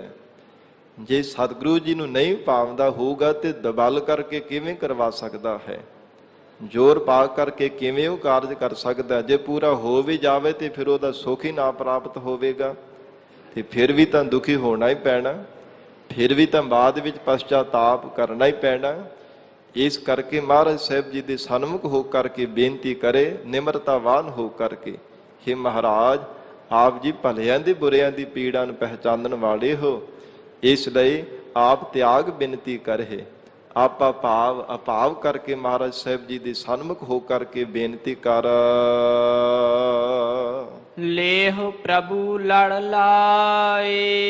ਐ ਪ੍ਰਭੂ ਜੀ ਆਪਣੇ ਸ਼ਰਨ ਰੂਪੀ ਪੱਲੇ ਦੇ ਨਾਲ ਸਾਨੂੰ ਲਾ ਲਓ। ਮਹਾਰਾਜ ਆਪ ਜੀ ਦੀ ਯਾਦ ਕਦੇ ਵੀ ਸਾਡੇ ਹਿਰਦਿਓਂ ਵਿਸਰੇ ਨਾ। ਮਹਾਰਾਜ ਕਦੇ ਵੀ ਆਪ ਦੀ ਸਾਨੂੰ ਹਿਰਦੇ ਕਰਕੇ ਭੁੱਲੋ ਨਾ। ਮਨ ਬਾਣੀ ਸਰੀਰ ਕਰਕੇ ਆਪ ਜੀ ਦੀ ਸ਼ਰਨ ਦੇ ਵਿੱਚ ਰਹਿਣਾ ਕਰੀਏ, ਕਿਉਂਕਿ ਜੋ ਸ਼ਰਨ ਆਵੇ ਤਿਸ ਕੰਠ ਲਾਵੇ, ਇਹ ਬਿਰਧ ਸੁਆਮੀ ਸੰਦਾ। ਆਪ ਜੀ ਦਾ ਬਿਰਧ ਹੈ, ਆਪ ਜੀ ਦਾ ਧਰਮ ਹੈ ਸ਼ਰਨ ਆਏ ਦੀ ਲੱਜਿਆ ਰੱਖਣੀ। ਭਾਵੇਂ ਮਹਾਰਾਜ ਕੋਈ ਬੁਰਾ ਹੋਵੇ, ਭਲਾ ਹੋਵੇ, ਪਾਪੀ ਹੋਵੇ, ਪੁੰਨੀ ਹੋਵੇ, ਚੋਰ ਹੋਵੇ, ਸਾਧ ਹੋਵੇ, ਸ਼ਰਨ ਆਇਆ ਨੂੰ ਮਹਾਰਾਜ ਆਪ ਜੀ ਕੰਠ ਦੇ ਨਾਲ ਲਾ ਲੈਂਦੇ ਹੋ। ਇਹ ਆਪ ਜੀ ਦਾ ਬਿਰਧ ਹੈ। ਇਸ ਲਈ ਮਹਾਰਾਜ ਆਪ ਕਿਰਪਾ ਕਰੋ, ਆਪ ਤਿਆਗ ਬੇਨਤੀ ਕਰਹੇ, ਲੇਹ ਪ੍ਰਭੂ ਲੜ ਲਾਏ। ਐ ਪ੍ਰਭੂ ਜੀ, ਹੇ ਮਹਾਰਾਜ ਜੀ, ਆਪਣੀ ਸ਼ਰਨ ਰੂਪੀ ਪੱਲੇ ਦੇ ਨਾਲ ਸਾਨੂੰ ਲਾ ਲੈਣਾ ਕਰੋ। ਜੋ ਹਰ ਕਾਂਤ ਮਿਲਾਇਆ। ਸਤਿਗੁਰੂ ਅਰਜਨ ਦੇਵ ਸਾਹਿਬ ਪਾਤਸ਼ਾਹ ਫਰਮਾਉਂਦੇ ਹਨ, ਜੋ ਜੀਵ ਰੂਪ ਸਖੀਆਂ ਕੰਤ ਪਰਮਾਤਮਾ ਨੇ ਆਪਣੇ ਲੜ ਲਾ ਲਈਆਂ ਹਨ। ਅਕਾਲ ਪੁਰਖ ਵਾਹਿਗੁਰੂ ਨੇ ਆਪਣੇ ਸਰੂਪ ਦੇ ਵਿੱਚ ਜਿਨ੍ਹਾਂ ਨੂੰ ਅਭੇਦ ਕਰ ਲਿਆ ਹੈ, ਪਰਮਾਤਮਾ ਨੇ ਜਿਨ੍ਹਾਂ ਦੇ ਹਿਰਦੇ ਦਾ ਪਿਆਰ, ਮਨ ਦੀ ਭਾਵਨਾ ਪੂਰਵਕ ਜਿਨ੍ਹਾਂ ਦੀ ਬੇਨਤੀ ਮਹਾਰਾਜ ਸਾਹਿਬ ਜੀ ਨੇ ਸੁਣ ਕਰਕੇ ਆਪਣੇ ਸਰੂਪ ਦੀ ਅਭੇਦਤਾ ਬਖਸ਼ੀ ਹੈ। ਸੇ ਵਿਛੜ ਕਤਹੇ ਨਾ ਜਾਏ। ਸਤਿਗੁਰੂ ਜੀ ਕਹਿੰਦੇ ਹੋ ਫਿਰ ਪ੍ਰਮਾਤਮਾ ਤੋਂ ਵਿਛੜ ਕੇ ਜੀਵ ਰੂਪ ਸਖੀਆਂ ਕਿਤੇ ਵੀ ਨਹੀਂ ਜਾਣਾ ਕਰਦੀਆਂ, ਭਾਵ ਦੁਬਾਰਾ ਜਨਮ ਨਹੀਂ ਧਾਰਨ ਕਰਨਾ ਪੈਂਦਾ। ਜੰਮਣ ਮਰਨਾ ਉਹਨਾਂ ਦਾ ਮਿਟ ਗਿਆ ਜਿਨ੍ਹਾਂ ਨੂੰ ਵਾਹਿਗੁਰੂ ਜੀ ਦੇ ਸਰੂਪ ਦੀ ਪ੍ਰਾਪਤੀ ਹੋ ਗਈ ਹੈ। ਜਿਨ੍ਹਾਂ ਜਗਿਆਸੂ ਰੂਪ ਸਖੀਆਂ ਨੂੰ ਪਤੀ ਪ੍ਰਮਾਤਮਾ ਪ੍ਰਾਪਤ ਹੋ ਗਿਆ, ਉਹਨਾਂ ਨੂੰ ਫਿਰ ਬਾਰ-ਬਾਰ ਸੰਸਾਰ ਦੇ ਅੰਦਰ ਜਨਮ ਨਹੀਂ ਧਾਰਨ ਕਰਨੇ ਪਏ, ਤੇ ਇਹਨਾਂ ਨੂੰ ਅਕਾਲ ਪੁਰਖ ਵਾਹਿਗੁਰੂ ਦੀ ਅਭੇਦਤਾ ਦਾ ਸੁਖ ਪ੍ਰਾਪਤ ਹੋ ਗਿਆ ਹੈ। ਪ੍ਰਭ ਵਿਣ ਦੂਜਾ ਕੋ ਨਹੀਂ। ਇੱਕ ਪ੍ਰਭੂ ਪ੍ਰਮਾਤਮਾ ਤੋਂ ਬਿਨਾਂ ਕੋਈ ਦੂਜਾ ਹੋਰ ਨਹੀਂ ਹੈ ਜੋ ਸਾਡਾ ਸੰਗੀ ਸਾਥੀ ਬਣ ਸਕੇ, ਜਮਾ ਦੀ ਮਾਰ ਤੋਂ ਬਚਾ ਸਕੇ। ਇੱਕ ਪਰਮੇਸ਼ਰ ਤੋਂ ਬਿਨਾਂ ਕੋਈ ਦੂਜਾ ਨਹੀਂ ਹੈ ਜੋ ਜੀਵਾਂ ਦੀ ਆਪ ਹੀ ਪਰਵਰਿਸ਼ ਕਰਦਾ ਹੋਵੇ, ਸਮੇਂ ਸਿਰ ਸਭ ਜੀਵਾਂ ਨੂੰ ਦਾਤਾਂ ਪ੍ਰਦਾਨ ਕਰਦਾ ਹੋਵੇ। ਨਾਨਕ ਹਰਿ ਸਰਣਾਏ। ਇਸ ਲਈ ਮਹਾਰਾਜ ਕਹਿੰਦੇ, ਐ ਜੀਵ ਉਸ ਪ੍ਰਮਾਤਮਾ ਦੀ ਸ਼ਰਨ ਵਿੱਚ ਪੈਣਾ ਕਰ ਜਿਸ ਪ੍ਰਮਾਤਮਾ ਤੋਂ ਬਿਨਾਂ ਹੋਰ ਕੋਈ ਸਰਬ ਸ਼ਕਤੀਵਾਨ ਸਰਬ ਕਲਾ ਸਮਰੱਥ, ਸਰਬ ਵਿਆਪਕ, ਹੋਰ ਕੋਈ ਸੰਸਾਰ ਅੰਦਰ ਸ਼ਕਤੀ ਨਹੀਂ ਹੈ। ਨਾ ਪਹਿਲਾਂ ਸੀ, ਨਾ ਹੋਣਾ, ਨਾ ਆਉਣ ਵਾਲੇ ਸਮੇਂ ਵਿੱਚ ਹੋ ਸਕੇਗੀ। ਉਸ ਅਕਾਲ ਪੁਰਖ ਵਾਹਿਗੁਰੂ ਪਰਮਾਤਮਾ ਦੀ ਸ਼ਰਨ ਧਾਰਨ ਕਰ, ਜਿਸ ਦੀ ਸ਼ਰਨ ਧਾਰਨ ਕਰਨੇ ਕਰਕੇ ਸਾਰੇ ਭੈ ਸਭ ਡਰ ਹਿਰਦੇ ਵਿੱਚੋਂ ਖਤਮ ਹੋ ਜਾਂਦੇ ਹੈ। ਪ੍ਰਭ ਕੀ ਸ਼ਰਨ ਸਗਲ ਪੈ ਲਾਥੇ, ਦੁੱਖ ਬਿਨਸੇ ਸੁਖ ਪਾਇਆ। ਮਹਾਰਾਜ ਕਹਿੰਦੇ ਜੀਵ ਦੇ ਦੁੱਖ ਨਾਸ ਹੋ ਜਾਂਦੇ ਹੈ, ਪਰਮ ਸੁਖ ਨੂੰ ਇਹ ਜੀਵ ਪ੍ਰਾਪਤ ਕਰ ਲੈਂਦਾ ਜੇ ਪ੍ਰਮਾਤਮਾ ਦੀ ਸ਼ਰਨ ਧਾਰਨ ਕਰ ਲਵੇ। ਔਰ ਜਿਹੜੇ ਪ੍ਰਬਲ ਵਿਕਾਰ ਹਨ, ਜੋ ਸੰਸਾਰ ਦੇ ਵੱਡੇ ਵੱਡੇ ਤਪਸਵੀਆਂ ਰਿਖੀਆਂ ਮੁਨੀਆਂ ਨੂੰ ਗੋਡੇ ਟਿਕਾ ਦੇਣਾ ਕਰਦੇ ਹੈ, ਮਹਾਰਾਜ ਕਹਿੰਦੇ ਇਹ 5 ਵਿਕਾਰ, 5 ਦੁਸ਼ਟ ਵੀ ਵਾਹਿਗੁਰੂ ਦੀ ਸ਼ਰਨ ਧਾਰਨ ਕਰਨੇ ਕਰਕੇ ਵਸ ਵਿੱਚ ਹੋ ਜਾਂਦੇ ਹੈ। ਤੇਰੀ ਸ਼ਰਨ ਤੇਰਾ ਪਰਵਾਸੈ, 5 ਦੁਸ਼ਟ ਲੈ ਸਾਧੇ। ਮਹਾਰਾਜ ਆਪ ਜੀ ਦੇ ਭਰੋਸੇ ਦਾ ਸਦਕਾ, ਆਪ ਜੀ ਦੀ ਸ਼ਰਨ ਧਾਰਨ ਕਰਨੇ ਕਰਕੇ ਹੀ 5 ਵਿਕਾਰਾਂ ਦੁਸ਼ਟਾਂ ਨੂੰ ਵਸ ਵਿੱਚ ਕੀਤਾ ਹੈ। ਗਰੀਬ ਨਵਾਜ ਧੰਨ ਗੁਰੂ ਅਰਜਨ ਦੇਵ ਸਾਹਿਬ ਪਾਤਸ਼ਾਹ ਫਰਮਾਨ ਕਰ ਰਹੇ ਹੈ, ਪ੍ਰਭ ਬਿਨ ਦੂਜਾ ਕੋ ਨਹੀਂ, ਨਾਨਕ ਹਰ ਸਰਣ ਆਏ। ਐ ਪ੍ਰਭੂ ਜੀ, ਹੇ ਅਕਾਲ ਪੁਰਖ ਵਾਹਿਗੁਰੂ ਜੀ, ਆਪ ਜੀ ਤੋਂ ਬਿਨਾਂ ਕੌਣ ਹੈ ਮਹਾਰਾਜ ਜੋ ਸਾਡੇ ਮਨ ਦਾ ਸਹਾਇਕ ਬਣ ਸਕਦਾ ਹੈ। ਮਹਾਰਾਜ ਆਪ ਤੋਂ ਬਿਨਾਂ ਕੌਣ ਹੈ ਜੋ ਸਾਡੇ ਲੋਕ ਪਰਲੋਕ ਦੇ ਵਿੱਚ ਲੱਜਿਆ ਰੱਖ ਸਕਦਾ ਹੈ, ਸਾਡਾ ਰੱਖਿਅਕ ਬਣ ਕੇ ਰੱਖਿਆ ਕਰ ਸਕਦਾ ਹੈ, ਵਿਕਾਰਾਂ ਰੂਪੀ ਦੁਸ਼ਮਣਾਂ ਤੋਂ ਸਾਨੂੰ ਬਚਾ ਸਕਦਾ ਹੈ। ਮਹਾਰਾਜ ਔਗਣਾ ਤੋਂ ਪਾਪ ਕਰਮ ਕਰਨੇ ਤੋਂ ਮਨ ਨੂੰ ਟਾਲ ਕਰਕੇ ਰੱਖ ਸਕਦਾ ਹੈ। ਆਪ ਜੀ ਤੋਂ ਬਿਨਾਂ ਕੋਈ ਦੂਜਾ ਨਹੀਂ ਹੈ। ਇਸ ਲਈ ਮਹਾਰਾਜ ਆਪ ਜੀ ਦੀ ਸ਼ਰਨ ਆਏ ਹਾਂ। ਆਪ ਕਿਰਪਾ ਕਰਕੇ ਸ਼ਰਨ ਨੂੰ ਪੱਲੇ ਵੀ ਸਾਨੂੰ ਲਾ ਲੈਣਾ ਕਰੋ। ਅਸੂ ਸੁਖੀ ਵਸੰਦੀਆ। ਸਤਿਗੁਰੂ ਅਰਜਨ ਦੇਵ ਸਾਹਿਬ ਮਹਾਰਾਜ ਜੀ ਸ਼ਬਦ ਦੀ ਸਮਾਪਤੀ ਦੀਆਂ ਪੰਕਤੀਆਂ ਵਿੱਚ ਉਚਾਰਨ ਕਰ ਰਹੇ ਹੈ। ਅਸੂ ਦੇ ਮਹੀਨੇ ਦੁਆਰਾ ਮਹਾਰਾਜ ਫਰਮਾਉਂਦੇ ਹੈ, ਉਹ ਮਹਾਤਮਾ ਰੂਪ ਸਖੀਆਂ ਸੁਖੀ ਵਸ ਰਹੀਆਂ ਹਨ। ਅਸੂ ਸੁਖੀ ਵਸੰਦੀਆ, ਉਹ ਜਗਿਆਸੂ ਰੂਪ ਸਖੀਆਂ ਨੂੰ ਆਤਮਿਕ ਸੁਖ ਪ੍ਰਾਪਤ ਹੋਇਆ, ਉਹਨਾਂ ਦਾ ਜੀਵਨ ਬੜਾ ਹੀ ਸੁਖਾਲਾ ਨਿਰਵਾਹ ਹੋ ਰਿਹਾ ਹੈ। ਜਿਨਾ ਮਇਆ ਹਰ ਰਾਏ। ਰਾਜਾ ਸਰੂਪ, ਪ੍ਰਕਾਸ਼ ਸਰੂਪ ਅਕਾਲ ਪੁਰਖ ਵਾਹਿਗੁਰੂ ਪਰਮਾਤਮਾ ਦੀ ਜਿਨ੍ਹਾਂ ਤੇ ਮਇਆ ਅੰਮ੍ਰਿਤਮਈ ਦ੍ਰਿਸ਼ਟੀ ਪੈ ਗਈ ਹੈ, ਮਇਆ ਜਿਨ੍ਹਾਂ ਤੇ ਪਰਮਾਤਮਾ ਨੇ ਕਿਰਪਾ ਕੀਤੀ ਹੈ, ਉਹ ਮਹਾਤਮਾ ਰੂਪ ਸਖੀਆਂ ਬੜਾ ਹਿਰਦੇ ਕਰਕੇ ਅਡੋਲ ਹੋ ਕਰਕੇ ਸੁਖਾਲਾ ਜੀਵਨ ਨਿਰਵਾਹ ਕਰਦੀਆਂ ਹਨ।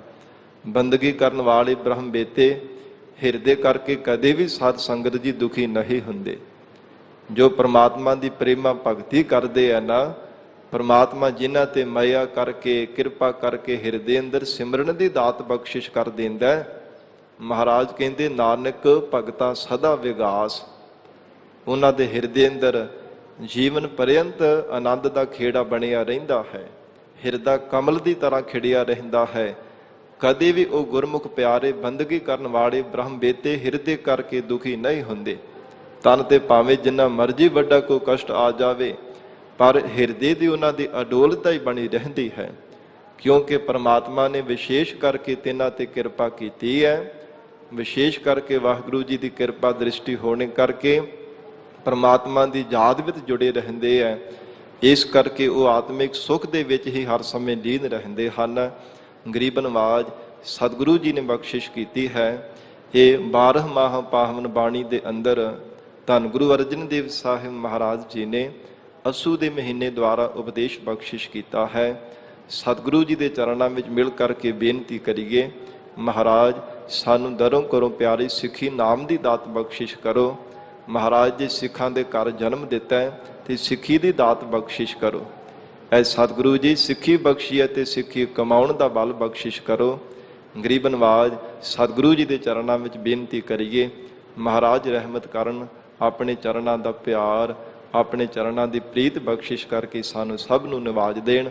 ਆਓ ਹੁਣ ਸਾਧ ਸੰਗਤ ਜੀ ਲੜੀਵਾਰ ਗੁਰਬਾਣੀ ਦੀ ਕਥਾ ਨਾਲ ਜੁੜੀਏ, ਜੋ ਇਸ ਪਾਵਨ ਅਸਥਾਨ ਗੁਰਦੁਆਰਾ ਲੰਗਰ ਸਾਹਿਬ ਹਰ ਰੋਜ਼ ਨਿਤ ਦੀ ਮਰਜ਼ਾਦਾ ਅਨੁਸਾਰ ਲੜੀਵਾਰ ਗੁਰੂ ਸ਼ਬਦ ਦੀ ਵਿਚਾਰ ਹੁੰਦੀ ਹੈ।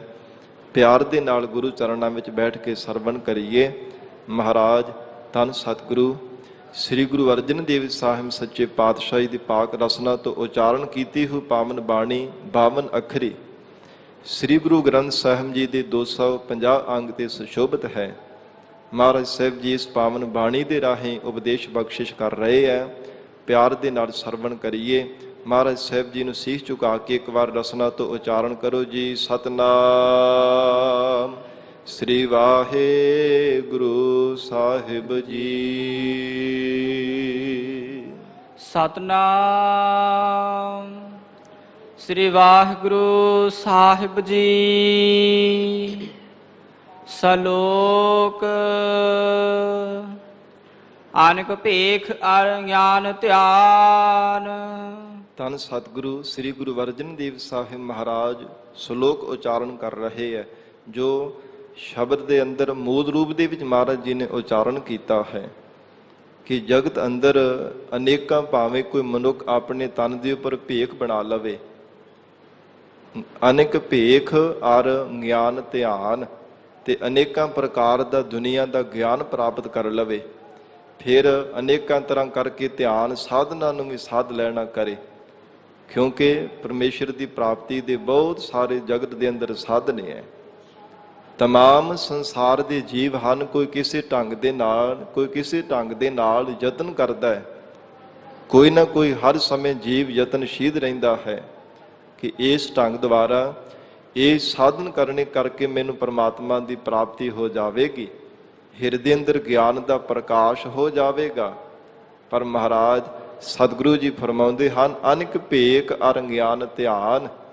ਭੇਖ ਉਹਨੂੰ ਕਿਹਾ ਜਾਂਦਾ ਹੈ ਜੋ ਜੀਵਨ ਮਨੁੱਖ ਦੇ ਅੰਦਰ ਨਾ ਹੋਵੇ ਤੇ ਬਾਹਰੋਂ ਤਨ ਦੇ ਉੱਪਰ ਭੇਖ ਬਣਾ ਕਰਕੇ ਬੈਠਾ ਹੋਵੇ, ਵਿਖਾਵੇ ਕਰਕੇ ਜਗਤ ਦੇ ਲੋਕਾਂ ਨੂੰ ਭਰਮਾ ਕੇ ਅੱਖੀਂ ਘਾਟਾ ਪਾ ਕੇ ਤੇ ਆਪਣੀ ਪੂਜਾ ਕਰਾਈ ਜਾਵੇ।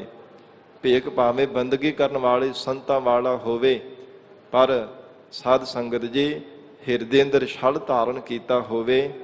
ਇਹ ਮਹਾਰਾਜ ਕਹਿੰਦੇ ਐਸਾ ਭਾਵੇਂ ਤਨ ਤੇ ਤਰ੍ਹਾਂ ਤਰ੍ਹਾਂ ਦੀ ਕੋਈ ਭੇਖ ਬਣਾ ਲਵੇ, ਫਿਰ ਦੁਨੀਆ ਭਰ ਦਾ ਗਿਆਨ ਵੀ ਭਾਵੇਂ ਪ੍ਰਾਪਤ ਕਰ ਲਵੇ, ਧਿਆਨ ਸਾਧਨਾ ਵੀ ਕਈ ਤਰ੍ਹਾਂ ਕਰਕੇ ਭਾਵੇਂ ਜੀਵਨ ਵਿੱਚ ਧਾਰਨ ਕਰ ਲਵੇ। ਮਨ ਹਠ ਮਿਲਿਆ ਨਾ ਕੋਈ। ਜਾਂ ਮਨ ਕਰਕੇ ਹਠ ਕਰਕੇ ਬੈਠਾ ਰਹੇ, ਮਨ ਹਠੀਆ ਬਣ ਕੇ ਸਿਮਰਨ ਨਾ ਕਰੇ, ਉਵੇਂ ਮਨ ਕਰਕੇ ਹਠ ਕਰੀ ਜਾਵੇ, ਜਾਂ ਹਠ ਧਾਰਨ ਕਰ ਲਿਆ ਹੋਵੇ ਕਿ ਮੈਨੂੰ ਤੇ ਰੱਬ ਮਿਲ ਹੀ ਗਿਆ ਹੈ, ਰੱਬ ਮੇਰੇ ਤੋਂ ਦੂਰ ਥੋੜਾ ਹੈ, ਗੱਲੀ ਬਾਤੀ ਕਹੀ ਜਾਵੇ, ਪਰ ਕਦੇ ਰੱਬ ਦੇ ਗੁਣਾਂ ਨੂੰ ਯਾਦ ਨਾ ਕੀਤਾ ਹੋਵੇ, ਪਰਮੇਸ਼ਰ ਦਾ ਕਦੇ ਵੀ ਸਿਮਰਨ ਨਾ ਕਰੇ। ਮਹਾਰਾਜ ਕਹਿੰਦੇ ਮਨ ਹਠ ਮਿਲਿਓ ਨਾ ਕੋਏ। ਦੱਸੋ ਖਾਂ ਕਿਸ ਨੂੰ ਮਿਲਿਆ ਮਨ ਦੇ ਹਠ ਕਰਕੇ, ਦੁਨੀਆ ਦੇ ਧਿਆਨ ਸਾਧਨਾ ਸਾਧਨੇ ਕਰਕੇ, ਝੂਠੇ ਭੇਖ ਧਾਰਨ ਕਰਨੇ ਕਰਕੇ। ਮਹਾਰਾਜ ਕਹਿੰਦੇ ਤਰ੍ਹਾਂ ਤਰ੍ਹਾਂ ਦਾ ਗਿਆਨ ਦੀ ਪ੍ਰਾਪਤੀ ਕਰਨੀ ਕਰਕੇ ਕਦੇ ਵੀ ਕਿਸੇ ਨੂੰ ਰੱਬ ਨਹੀਂ ਮਿਲਿਆ, ਨਾ ਹੀ ਕਦੇ ਮਿਲ ਸਕੇਗਾ। ਕਾਹੋ ਨਾਨਕ ਕਿਰਪਾ ਭਈ। ਜਗਿਆਸੂ ਮੁਖ ਦੁਆਰਾ ਬੇਨਤੀ ਕਰਕੇ ਪੁੱਛਦੇ ਮਹਾਰਾਜ, ਫਿਰ ਆਪ ਕਿਰਪਾ ਕਰਕੇ ਦੱਸੋ ਕਿਹਨਾਂ ਨੂੰ ਵਾਹਿਗੁਰੂ ਜੀ ਦੇ ਸਰੂਪ ਦੀ ਪ੍ਰਾਪਤੀ ਹੋਈ ਹੈ। ਮਹਾਰਾਜ ਅਸਲ ਗਿਆਨਵਾਨ ਪੁਰਖ ਕਿਹੜੇ ਹਨ? ਧੰਨ ਗੁਰੂ ਅਰਜਨ ਦੇਵ ਸਾਹਿਬ ਮਹਾਰਾਜ ਕਹਿੰਦੇ ਜਿਨ੍ਹਾਂ ਤੇ ਵਾਹਿਗੁਰੂ ਦੀ ਕਿਰਪਾ ਹੋ ਗਈ ਹੈ, ਜਿਨ੍ਹਾਂ ਤੇ ਪ੍ਰਮਾਤਮਾ ਨੇ ਬਖਸ਼ਿਸ਼ ਕਰ ਦਿੱਤੀ ਹੈ। ਭਗਤ ਗਿਆਨੀ ਸੋਏ। ਉਹ ਅਸਲ ਦੇ ਵਿੱਚ ਭਗਤ ਗਿਆਨਵਾਨ ਹਨ, ਉਹ ਅਸਲ ਦੇ ਵਿੱਚ ਭਗਤ ਗਿਆਨੀ ਹੈ, ਜਿਨ੍ਹਾਂ ਦੇ ਹਿਰਦੇ ਅੰਦਰ ਪ੍ਰੇਮਾ ਭਗਤੀ ਹੈ। ਪ੍ਰੇਮਾ ਭਗਤੀ ਕਰਕੇ ਪ੍ਰਮਾਤਮਾ ਦਾ ਪ੍ਰਕਾਸ਼ ਹੈ, ਵਾਹਿਗੁਰੂ ਜੀ ਦੇ ਪ੍ਰਾਪਤੀ ਦਾ ਗਿਆਨ ਹਿਰਦੇ ਅੰਦਰ ਪ੍ਰਕਾਸ਼ਿਤ ਹੋ ਗਿਆ। ਉਹ ਅਸਲ ਦੇ ਵਿੱਚ ਮਹਾਰਾਜ ਕਹਿੰਦੇ ਅਸਲ ਗਿਆਨੀ ਪੁਰਖ ਹਨ। ਕਿਉਂਕਿ ਜਿਹੜੇ ਭਗਤ ਹੈ ਨਾ ਸਾਧ ਸੰਗਤ ਜੀ, 4 ਪ੍ਰਕਾਰ ਦੇ ਮੰਨੇ ਵਿਦਵਾਨ ਪੁਰਖਾਂ ਨੇ। ਇੱਕ ਉਹ ਸੰਸਾਰ ਦੇ ਅੰਦਰ ਭਗਤ ਹਨ ਜਿਹੜੇ ਅਰਥਾ ਅਰਥੀ ਭਗਤ ਹੈ, ਫਿਰ ਆਰਤ ਭਗਤ ਹਨ, ਫਿਰ ਅਨਿੰਨ ਭਗਤ ਹਨ, ਤੇ ਫਿਰ ਚੌਥੇ ਨੰਬਰ ਤੇ ਗਿਆਨੀ ਭਗਤ ਮੰਨੇ ਗਏ ਹੈ। ਅਰਥਾ ਅਰਥੀ ਉਹ ਹੁੰਦਾ ਹੈ ਜਿਹੜਾ ਕੋਈ ਮਨ ਦੇ ਵਿੱਚ ਇੱਛਾ ਲੈ ਕੇ ਪ੍ਰਮਾਤਮਾ ਦੀ ਭਗਤੀ ਕਰਨੀ। ਜਿਵੇਂ ਸਾਧ ਸੰਗਤ ਜੀ ਭਗਤ ਧਰੂ ਜੀ ਨੇ ਪ੍ਰਮਾਤਮਾ ਦੀ ਭਗਤੀ ਕੀਤੀ ਸੀ ਨਾ ਮਨ ਵਿੱਚ ਇੱਛਾ ਲੈ ਕੇ। ਜਦੋਂ ਮਨ ਨੂੰ ਠੋਕਰ ਵੱਜੀ ਸੀ, ਮਤਰੇਈ ਮਾਂ ਨੇ ਚਪੇੜ ਮਾਰ ਦਿੱਤੀ ਸੀ, ਪਿਤਾ ਦੀ ਗੋਦ ਵਿੱਚ ਬੈਠਿਆ ਹੋਇਆ ਵਿਰਾਗ ਵਿੱਚ ਆ ਕੇ ਰੋਂਦਿਆਂ ਹੋਇਆ ਮਾਂ ਕੋਲ ਜਾ ਕੇ ਪੁੱਛਦੇ ਨੇ, ਮਾਂ ਤੂੰ ਦੱਸ ਮੈਨੂੰ ਗੋਲੀ ਹੈ ਕਿ ਜਾਂ ਫਿਰ ਰਾਣੀ ਹੈ? ਤੇ ਕਹਿਣ ਲੱਗੀ, ਐ ਪੁੱਤਰ ਕਿ ਗੋਲੀ ਨਹੀਂ, ਮੈਂ ਤਾਂ ਰਾਣੀ ਆ। ਰਾਣੀ ਹੈ ਜਨਮ ਦੀ, ਨਾਮ ਨਾ ਭਗਤੀ ਕਰਮ ਦ੍ਰਿੜੀਤਾ। ਕਿ ਪ੍ਰਮਾਤਮਾ ਦੀ ਬੰਦਗੀ ਨਹੀਂ ਕੀਤੀ, ਸਿਮਰਨ ਨਹੀਂ ਕੀਤਾ, ਤਾਂ ਗੋਲਿਆਂ ਵਾਲਾ ਵਰਤਾਰਾ ਸਾਡੇ ਨਾਲ ਹੁੰਦਾ ਪਿਆ ਹੈ। ਤਾਂ ਭਾਵੇਂ ਮੈਂ ਰਾਜ ਘਰਾਣਿਆਂ ਦੇ ਵਿੱਚੋਂ ਆਈ ਆ, ਰਾਣੀ ਆ, ਪਰ ਬੰਦਗੀ ਨਾ ਕਰਨੇ ਕਰਕੇ ਸਾਡੇ ਨਾਲ ਇਦਾਂ ਦਾ ਵਰਤਾਰਾ ਹੋ ਰਿਹਾ ਹੈ। ਤੇ ਫਿਰ ਮਾਂ ਨੂੰ ਪੁੱਛਦੇ ਨੇ, ਕਿਸ ਉਦਮ ਤੇ ਰਾਜ ਮਿਲੈ, ਸਤਰੂ ਤੇ ਸਭ ਹੋਵਨ ਮੀਤਾ। ਹੇ ਮਾਂ, ਮੈਨੂੰ ਦੱਸ ਮੈਂ ਕਿਹੜਾ ਯਤਨ ਕਰਾਂ ਜਿਸ ਕਰਕੇ ਮੈਨੂੰ ਪਿਤਾ ਵਾਲਾ ਪਿਆਰ ਮਿਲ ਜਾਵੇ। ਜਿਹੜੇ ਦੁਸ਼ਮਣਾਂ ਦੀ ਤਰ੍ਹਾਂ ਮਤਰੇਈ ਮਾਂ ਮੇਰੇ ਨਾਲ ਵਰਤਾਰਾ ਕਰਦੀ, ਆਪਣੀਆਂ ਵਾਂਗ ਪਿਆਰ ਕਰਨ ਲੱਗ ਪਵੇ, ਮੇਰਾ ਹੱਕ ਮੈਨੂੰ ਪ੍ਰਾਪਤ ਹੋ ਜਾਵੇ। ਪਿਤਾ ਦੀ ਗੋਦ ਵਿੱਚ ਬੈਠਿਆ ਹੋਇਆ ਮਤਰੇਈ ਮਾਂ ਨੇ ਮੈਨੂੰ ਚਪੇੜ ਮਾਰ ਕਰਕੇ ਉੱਥੋਂ ਉਠਾਲ ਦਿੱਤਾ ਕਿ ਇੰਨਾ ਹੀ ਸ਼ੌਂਕ ਹੈ, ਇੰਨੀ ਇੱਛਾ ਹੈ ਤੇ ਮੇਰੇ ਪੇਟ ਤੋਂ ਜਨਮ ਲੈਂਦਾ। ਤੇ ਸਾਧ ਸੰਗਤ ਜੀ, ਸਿਆਣੀ ਮਾਂ ਨੇ ਬੜੇ ਪਿਆਰ ਦੇ ਨਾਲ ਸਿਰ ਪਲੋਸ ਕਰਕੇ ਕਿਹਾ ਭਗਤ ਧਰੂ ਜੀ ਨੂੰ, ਕਹਿਣ ਲੱਗੇ, ਪਰਮੇਸ਼ਰ ਆਰਾਧੀ ਹੈ, ਜਿੱਦੂ ਹੋਈ ਹੈ ਪਤਿਤ ਪੁਨੀਤਾ। ਇਹ ਪੁੱਤਰ, ਪਰਮਾਤਮਾ ਦੀ ਭਗਤੀ ਕਰਨੇ ਕਰਕੇ ਹੀ ਸਭ ਕੁਝ ਪ੍ਰਾਪਤ ਹੁੰਦਾ ਹੈ। ਇਸ ਪ੍ਰਕਾਰ ਇਹ ਅਰਥਾ ਅਰਥੀ ਭਗਤ ਹਨ। ਮਨ ਵਿੱਚ ਇੱਛਾ ਲੈ ਕੇ ਪਰਮਾਤਮਾ ਦੀ ਭਗਤੀ ਕੀਤੀ।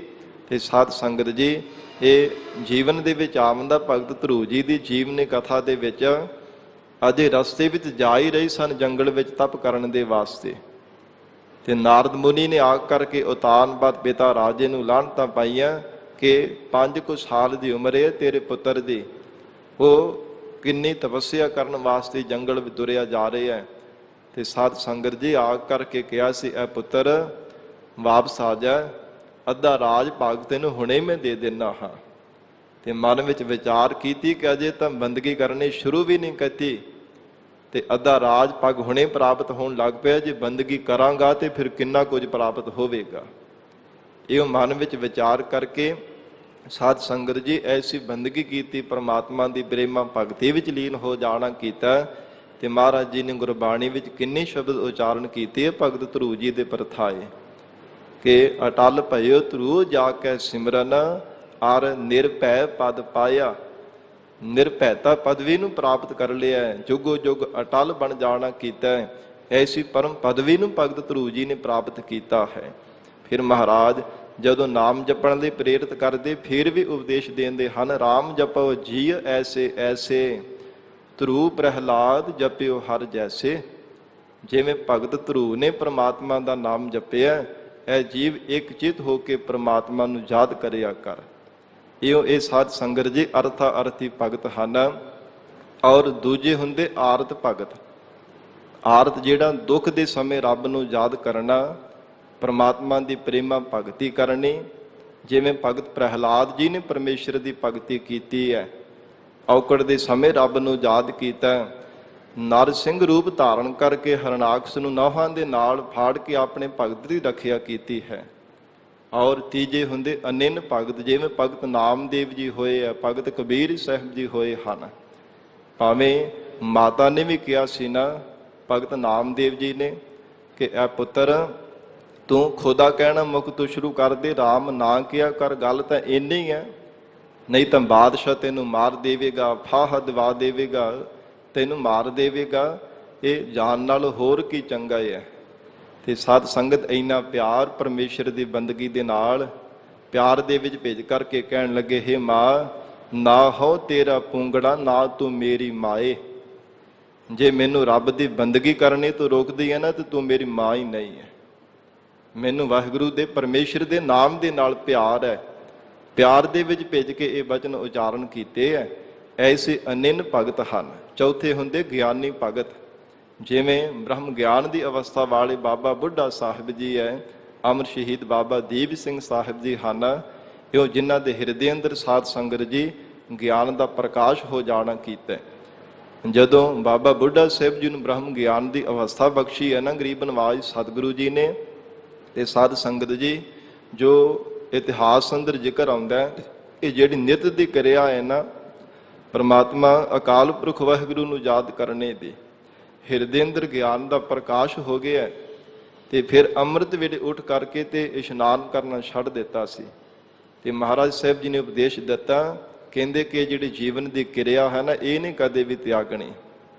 ਭਾਵੇਂ ਤੁਹਾਨੂੰ ਕੋਈ ਫਰਕ ਨਹੀਂ ਹੈ, ਇਸ਼ਨਾਨ ਕਰਦੇ ਹੋ ਚਾਹੇ ਨਹੀਂ ਕਰਦੇ, ਬ੍ਰਹਮ ਗਿਆਨ ਦੀ ਪ੍ਰਾਪਤੀ ਹੋ ਗਈ ਹੈ, ਪਰ ਤੁਹਾਡੇ ਜੀਵਨ ਤੋਂ ਸੰਸਾਰ ਦੇ ਲੋਕਾਂ ਨੇ ਸੇਧ ਲੈਣੀ ਹੈ, ਜਗਤ ਦੇ ਜੀਵਾਂ ਨੇ ਤੁਹਾਡੇ ਤੋਂ ਸੇਧ ਲੈਣੀ ਹੈ।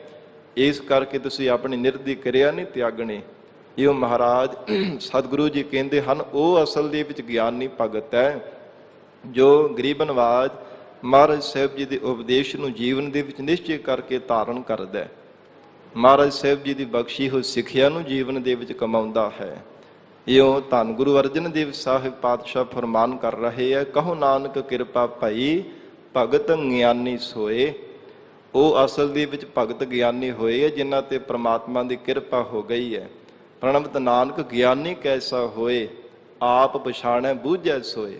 ਮਹਾਰਾਜ ਜੀ ਦੇ ਬਚਨ ਹੁੰਦੇ ਆ, ਜਿਹੜਾ ਆਪਣੇ ਸਰੂਪ ਦੀ ਪਹਿਚਾਣ ਕਰ ਲੈਂਦਾ ਉਹ ਅਸਲ ਦੇ ਵਿੱਚ ਗਿਆਨਵਾਨ ਪੁਰਖ ਹੈ, ਉਹ ਪ੍ਰਮਾਤਮਾ ਦੇ ਦਰ ਤੇ ਮੰਨਣ ਯੋਗ ਹੈ।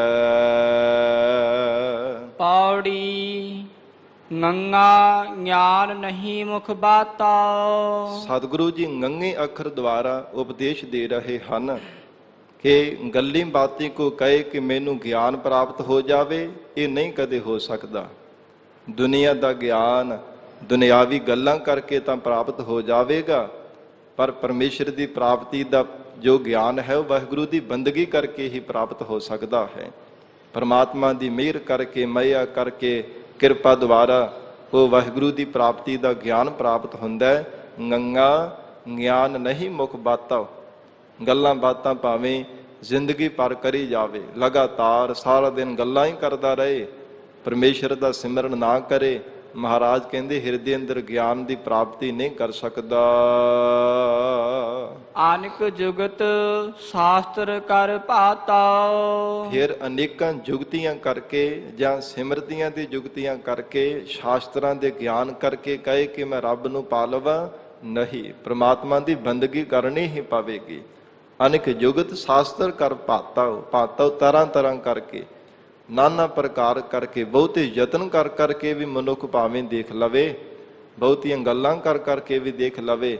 ਜੇ ਕਿਸੇ ਨੂੰ ਬਹੁਤੀਆਂ ਗੱਲਾਂ ਆਉਂਦੀਆਂ ਹੋਣ ਤੇ ਉਹਨੂੰ ਸੰਸਾਰ ਦੇ ਲੋਕ ਕਹਿੰਦੇ ਬੜਾ ਹੀ ਗਿਆਨਵਾਨ ਹੈ, ਪਰ ਉਹ ਦੁਨੀਆ ਤੱਕ ਹੀ ਹੈ ਨਾ, ਪਰਮੇਸ਼ਰ ਦੀ ਪ੍ਰਾਪਤੀ ਥੋੜਾ ਕਰ ਸਕਦਾ ਹੈ।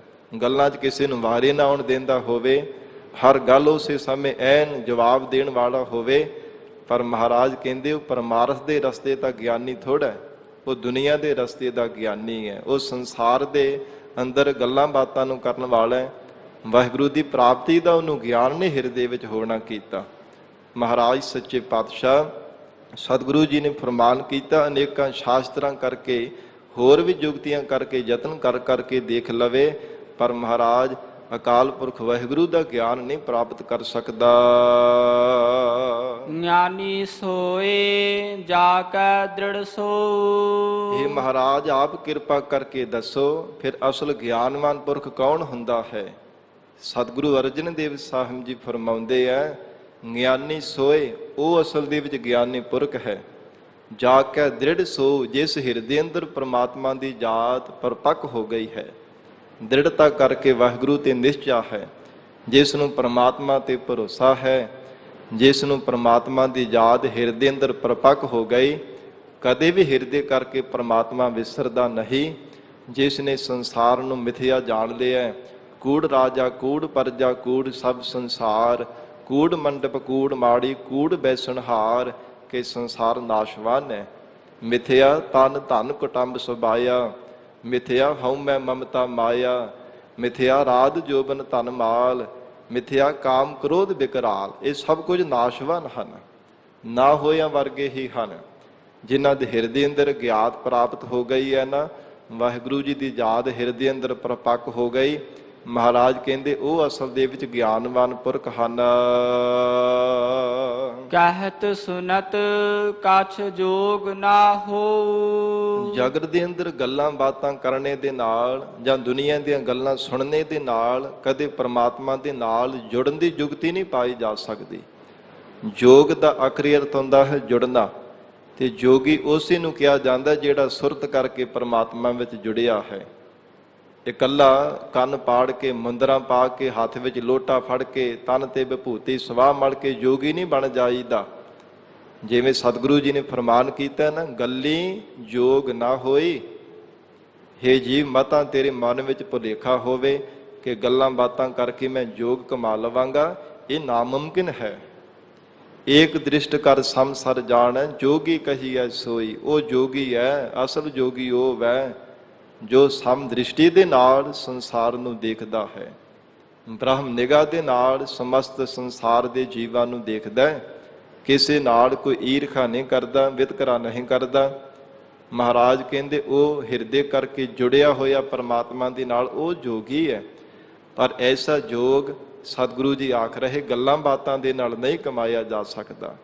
ਇਹ ਜੁੜਨ ਦੀ ਜੁਗਤੀ ਦੁਨਿਆਵੀ ਗੱਲਾਂ ਬਾਤਾਂ, ਨਿੰਦਿਆ ਚੁਗਲੀਆਂ, ਸੰਸਾਰ ਭਰ ਦੀਆਂ ਗੱਲਾਂ ਕਰਨੇ ਦੇ ਨਾਲ ਨਹੀਂ ਪਾਇਆ ਜਾ ਸਕਦਾ।